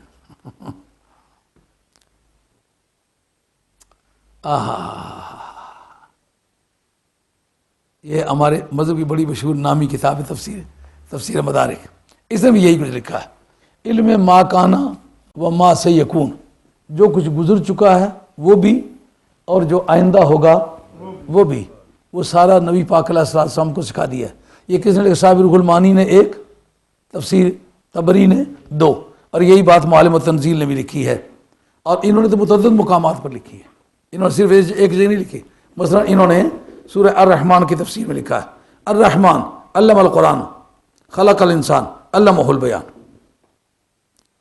اس جگہ لکھتے ہیں، کہتے ہیں اس جگہ انسان سے کون مراد ہے؟ کہ المراد من الانسان محمد صلی اللہ علیہ وسلم، الرحمن علم القرآن خلق الانسان، اللہ تعالیٰ نے رحمان نے انسان کو پیدا کیا، کس کو؟ یعنی محمد صلی اللہ علیہ وسلم، علمہ البیان، اس کو بیان سکھایا، یعنی بیانہ ما کانا و ما یکون۔ ایک مرتبہ تشریف لائیں،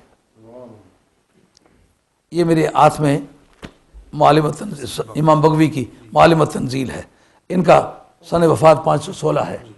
یہ تفسیر بالماسور میں دوسرا درجہ اس کا تسلیم ہوتا ہے، اس کو ابن عبدالوہاب نجدی نے بھی لکھا ہے، اس کو ابن تیمیہ نے بھی لکھا ہے، مجموعہ توحید کے جو رسائل ان کے اندر موجود ہے کہ پہلا درجہ طبری کا ہے تفسیر میں، دوسرا درجہ معالم التنزیل کا تفسیر بالماسور میں۔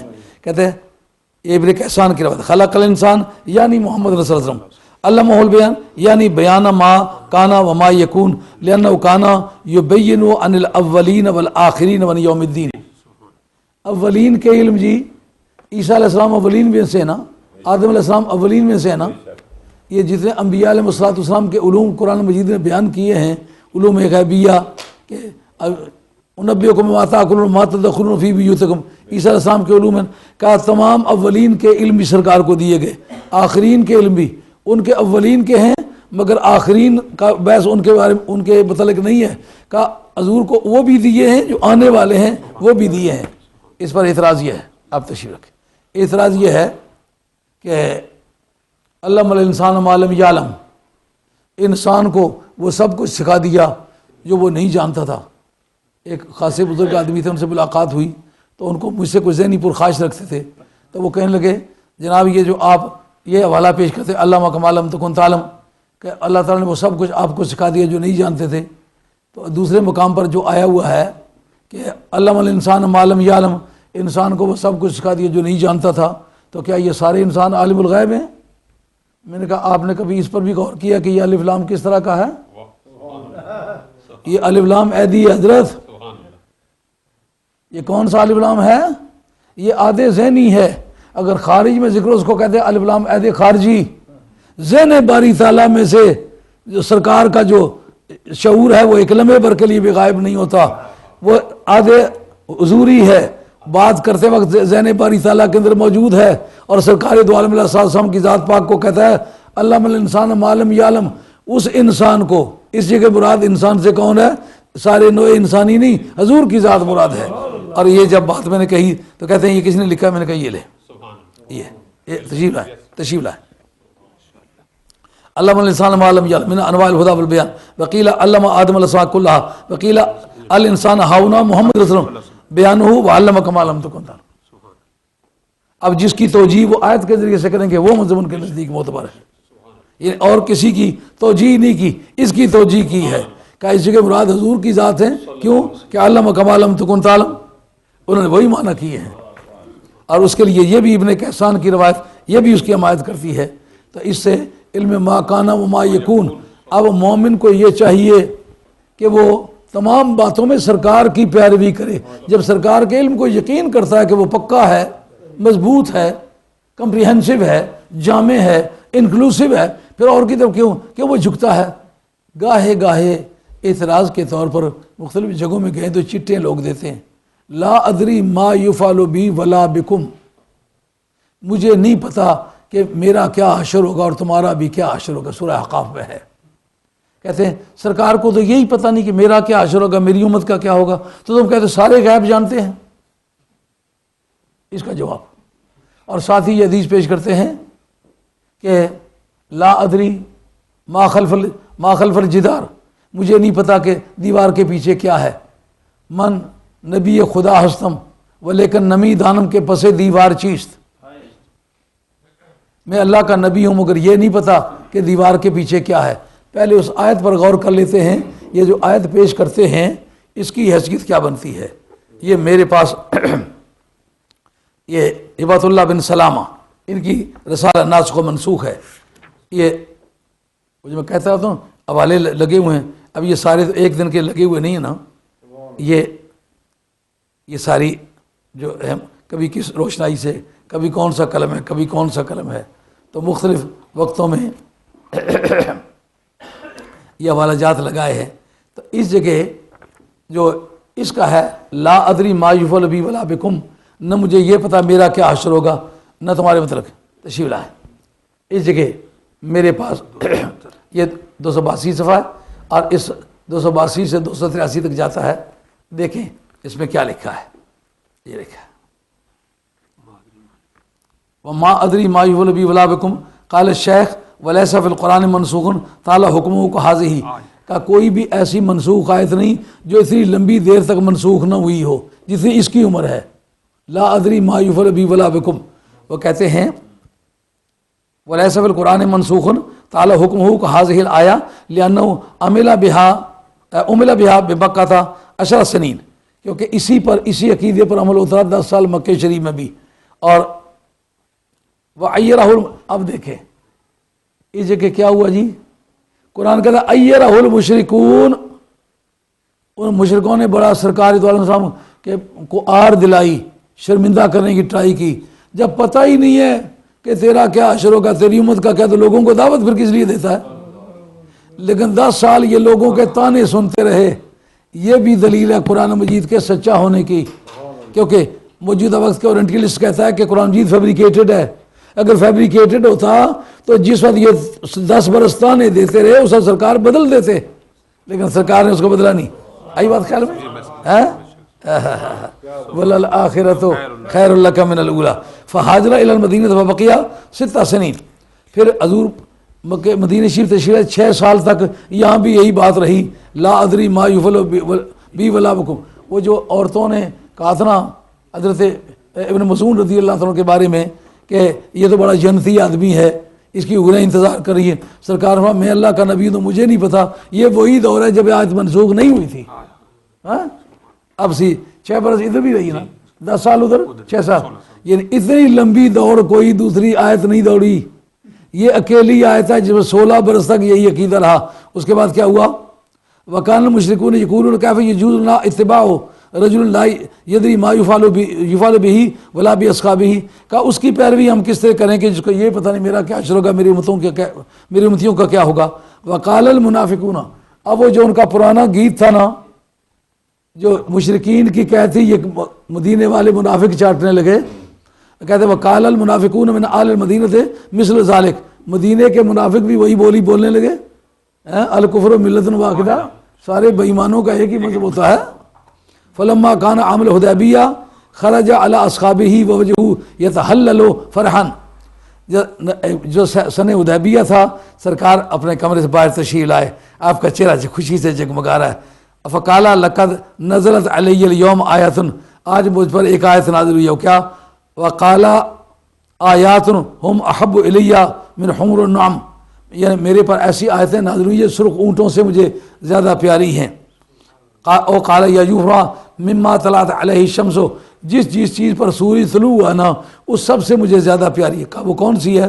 فقال اصحابہ ما ذلک یا رسول اللہ، یا رسول اللہ وہ کون سی ہے؟ فقرأ علیہم انا فتحنا لک فتحا مبینا الی قول وکان اللہ علیما، کہ یہ آیت حضور نے پڑھ کے سنائی، انا فتحنا لک فتحا مبینا لیغفر لک اللہ ما تقدم من ذنبک وما تاخر. اے میرے مصطفیٰ، ہم نے آپ کے لیے فتح مبین عطا کی ہے، اور یہ اس لیے عطا کی ہے کہ آپ کی تو باس ہی نہیں، آپ کے جو پہلے ہیں ان کے بھی گناہ معاف کر دیں، اور آپ کے جو رشتہ دار، آپ کے خاندان کے، آپ کے مریدوں، عقیدت مندوں، صحابہ میں جو پچھلے ہیں ان کے بھی گناہ معاف فرما دوں. میرے پہلوں اور پچھلوں کے گناہ معاف کرنے کا اعلان کر دیا. اب واضح ہو گیا کہ میرا رب کیا کرے گا. اس کے بعد اور وضاحت ہوگی، وَلَسَوْفَ يُعْطِيكَ رَبُّكَ فَتَرْضَىٰ. لیکن یہ کہ پتہ نہیں اس کی خوشی کس کو ہوئی؟ مشرکوں کو. یارے دارا بودنو حب سکندر داشتن، کلمہ بھی پڑھتا ہے، جس پر کافر خوش ہوئے وہی عقیدہ تم نے رکھا ہوا ہے. اب تمہارے متعلق میں کیا سمجھو، تو کس کھاتے کا ہے؟ کیوں بھائی؟ منافقوں کو خوشی ہوئی، صدیق اکبر کو یہ سن کے خوشی ہوئی کہ سرکار کو نہیں پتا. فاروق اعظم نے کبھی یہ سوال کیا؟ عثمان غنی حیدر کرار نے کبھی یہ سوال کیا؟ صحابہ کرام نے، اشرا مبشرہ نے کبھی یہ بحث چھیڑی؟ ان کو اذیت پہنچتی تھی. یہ بحث سرکار کی لا علمی کی چھیڑتا کون تھا؟ جو بے ایمان تھا. معلوم ہے یہ بے ایمانوں کا موضوع ہے، ایمان والوں کا موضوع ہے ہی. سمجھ آگئی بات؟ آگے پھر فرمایا وَبَشِّرِ الْمُؤْمِنِينَ بِأَنَّ لَهُم مِّنَ اللَّهِ فَضْلًا كَبِيرًا، کہ یہ بھی آیت اس کے نسخ میں نازل ہوئی ہے کہ مومنوں کو بتا دو کہ اللہ کا انور بڑا فضل ہے. یار بات مجھے کرنے دو. فضل ہے کا ایک ہے عمل کا بدلہ، اس کا نام ثواب ہے. فضل کا معنی کیا کرایا کچھ نہیں، صرف تیرے غلام ہو کر کے بخش.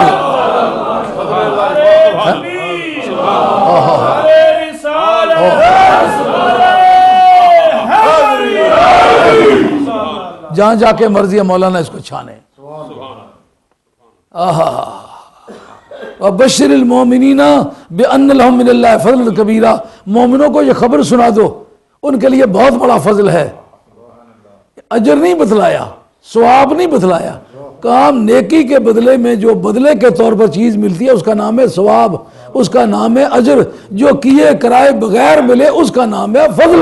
کا مدینے والی تیرے زلف تابدار کا صدقہ ہم تیرے غلاموں پر فضل کریں گے. کیوں بھائی؟ بات کھلی کہ نہ کھلی؟ باتیں لمبی ہوتی جا رہی ہیں، میں معافی چاہتا ہوں. جی نہیں، وہ اس پہ کچھ اور خیال تھا، میں اس کو نہیں چھیڑنا چاہتا. وہ یہ کہ جو لوگ یہ کہتے ہیں کہ سرکار کو غیب کا علم نہیں، انہوں نے اپنے بزرگوں کے لیے غیب تسلیم کیے ہیں.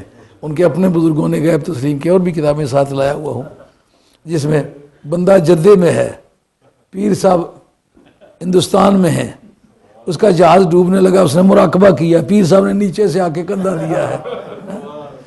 تو پیر صاحب کو ہندوستان میں کس طرح پتہ چل گیا؟ مگر یہ بحث نہیں چھیڑتا، بہت لمبی ہوگی یہ بات. یہ ساری کتابیں اس لیے لایا تھا کہ یہ ایمان کی بات ہے، اس کو چھیڑنے کے لیے دلائل چاہیے ہوتے ہیں، اور آدمی کو ثبوت فراہم کرنا ہوتا ہے کہ جو باتیں میں کر رہا ہوں یہ میرا اکیلا عقیدہ نہیں ہے، بلکہ ہمارے اسلاف کا یہی عقیدہ تھا.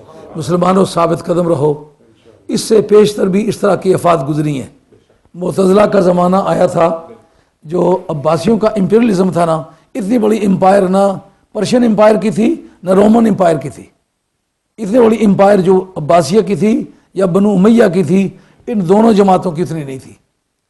پورے مشرق پر قابض سمجھے جاتے تھے ایرانی، پورے مغرب پر قابض سمجھے جاتے تھے، لیکن ان کی مردم شماری کرو، ان کا رقبہ نکالو، اتنا رقبہ نہیں بنتا جتنا عباسیوں کی حکومت کا بنتا ہے یا بنو امیہ. بنو امیہ کے زمانے میں زور مارا گیا یزید سے لے کر. آپ نے بنو امیہ کے لفظ سے ہمیشہ یہ یاد رکھنا ہے، حضرت امیر معاویہ رضی اللہ عنہ کو کسی اعتراض کی بحث میں ہم نے نہیں لانا. نعرہ تکبیر، نعرہ رسالت، حضرت مفکر اسلام. اس لیے کہ ہم لوگ اہل سنت والجماعت ہیں. صحابہ کی تعظیم اور ان کا تحفظ ہمارے بنیادی اصولوں میں سے ہے. اس سے مراد یزید اور یزید کی کمپنی اور اس کے بعد میں آنے والے لوگ. کوئی ہمارا جملہ بنو امیہ کے نام سے اگر آئے، اس سے مراد جناب امیر معاویہ رضی اللہ عنہ ہرگز نہ سمجھے جائے، اس لیے کہ یہ ہمارا مذہب نہیں ہے. ہم ان کو نبی پاک علیہ السلام کے صحابی سمجھتے ہیں. تو اس طرح ان کا موضوع سخن یہ تھا ممبروں پر تبرہ بھیجنا، حضرت حیدر کرار کو، حسن حسین کو نام لے لے کے برا کہنا. اسی طرح ان کا بھی اب جب 22 صوبوں کے گورنر سے لے کر کے چھوٹے موٹے مولویوں تک، مسجدوں کے اماموں تک ہر جمعے میں تبرہ بھیجا جاتا ہوگا اور اس تبرے کے پیسے ملتے ہوں گے، اس وقت لوگ سمجھتے ہوں کہ تبرہ ہی شاید مذہب ہے. لیکن اس زمانے میں نام دیکھو، میری اپنی پی ایچ ڈی کی ریسرچ کے زمانے میں علماء کے نام کی تحقیق کرنا پڑتی تھی کہ یہ کون سے تھے، کہاں تھے. ہر آدمی، یہ جتنے بھی اس وقت نام رکھے ہوئے ہیں، ہر آدمی کے نام کے ساتھ حسن حسین محمد علی ہر ایک کے نام میں ہے.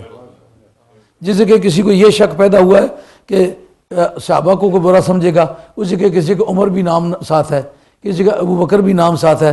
مگر ایسا کوئی بھی میں نے نہیں دیکھی کتاب کے علماء میں سے کسی کے نام کے ساتھ حسن حسین علی نہ آئے. یعنی جس زمانے میں تبرہ لوگوں نے مذہب بنا لیا تھا، آل حق اپنے بچوں کے نام آل بیت کے نام پر رکھتے تھے. آج بھی آپ جس گاؤں کے رہنے والے ہیں، میں نہیں پوچھنا چاہتا کس گاؤں کے رہنے، مجھے انڈیا بھی تقریباً سارا میں نے دیکھا ہوا ہے. جس گاؤں میں آپ چلے جائیں تو آپ کو صحابہ میں سے 1000 بندے کے پیچھے ایک آدمی کا نام مشکل سے ملے گا. لیکن اپنے گاؤں میں تلاش کریں، ہر محلے میں علی محمد حسن حسین، کبھی آگے کبھی پیچھے، بے شک تجربہ کر کے دیکھیں. اس کا مطلب یہ ہے اس وقت یہ تو مسلمان زندہ رہے نا، اپنے عقیدے کی حفاظت کی ہے نا. اور یہ جو عباسی تھے، ان کے زمانے میں ان کا مذہب معتزلہ ہو گیا تھا. جیسے آج کہتے ہیں وہ جی وہ بڑا بدعقیدہ ہو گیا کیونکہ بہت پڑھ لکھا ہے. یہ موذیانہ سوچ ہے کہ پڑھے لکھے آدمی کی سوچ ہے. لاکھ لعنت ہے اس آدمی کے شعور پر جو پڑھنے کے بعد بدعقیدہ ہوا ہے. اگر وہ پڑھا ہوا ہوتا تو صدیق اکبر سے زیادہ پڑھا ہوا کون ہے؟ حضور کے قدموں پر قربان ہوئے کہ نہیں؟ صحابہ سے زیادہ ہم پڑھ کے مر گئے، لیکن وہ شعور ہمیں نہیں مل سکا جو صحابہ کو ملا ہے اور جو تابعین کو ملا. ہمیں وہ نہیں مل سکا. ہم نے پڑھ کے کتابیں ساری ختم کر دی ہیں، پرانی کر دی ہیں، پھاڑ ڈالی ہیں، لیکن وہ علم نہیں مل سکا.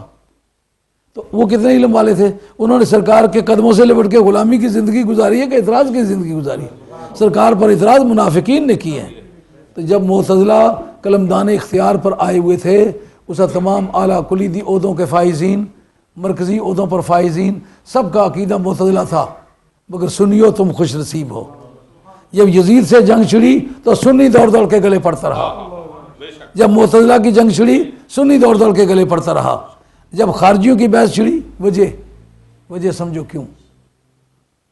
آپ کے کھیت میں اگر آ کر کے کسی کے جانور چرنے لگیں تو پڑوسی تو گلے نہیں پڑیں گے. جس کے کھیت کو کوئی اجاڑے گا، کھیت کا مالک ہوگا، وہ دوڑ کے گلے پڑے گا. وہ سنی تو دین کا اصل میں مالک اللہ تعالیٰ نے بنایا تجھے، اس وجہ سے دین پر برا وقت آیا تو دوڑ دوڑ کے گلے پڑا ہے. آج بھی بدعقیدگی کے گلے تو پڑتا ہے. سرکار کی بے ادبی کی کوئی بات کرے تو اس سے پوچھتا ہے. اہل بیت کی بے ادبی کی بات کرے تو پوچھتا ہے. صحابہ کی بے ادبی کی بات کرے تو پوچھتا ہے. ولیوں کی بے ادبی کی بات کرے تو پوچھتا ہے. تیرا مذہب سالم ہے، سلامت ہے، تیری ایک آنکھ کانی نہیں ہے، جس کی ایک آنکھ کانی ہے نا، کہتا ہے صحابہ کو مان لیا، اہل بیت مجھ سے نہیں مانے جا سکے، کہتا ہے اہل بیت کو مان لیا، صحابہ مجھ سے نہیں مانے، یہ کانوں کا مذہب ہے، دونوں آنکھیں جن کے وہ سنی ہیں۔ وما علینا الا البلاغ المبین وآخر دعوانا ان الحمدللہ رب العالمین والصلاۃ والسلام علی رسول اللہ۔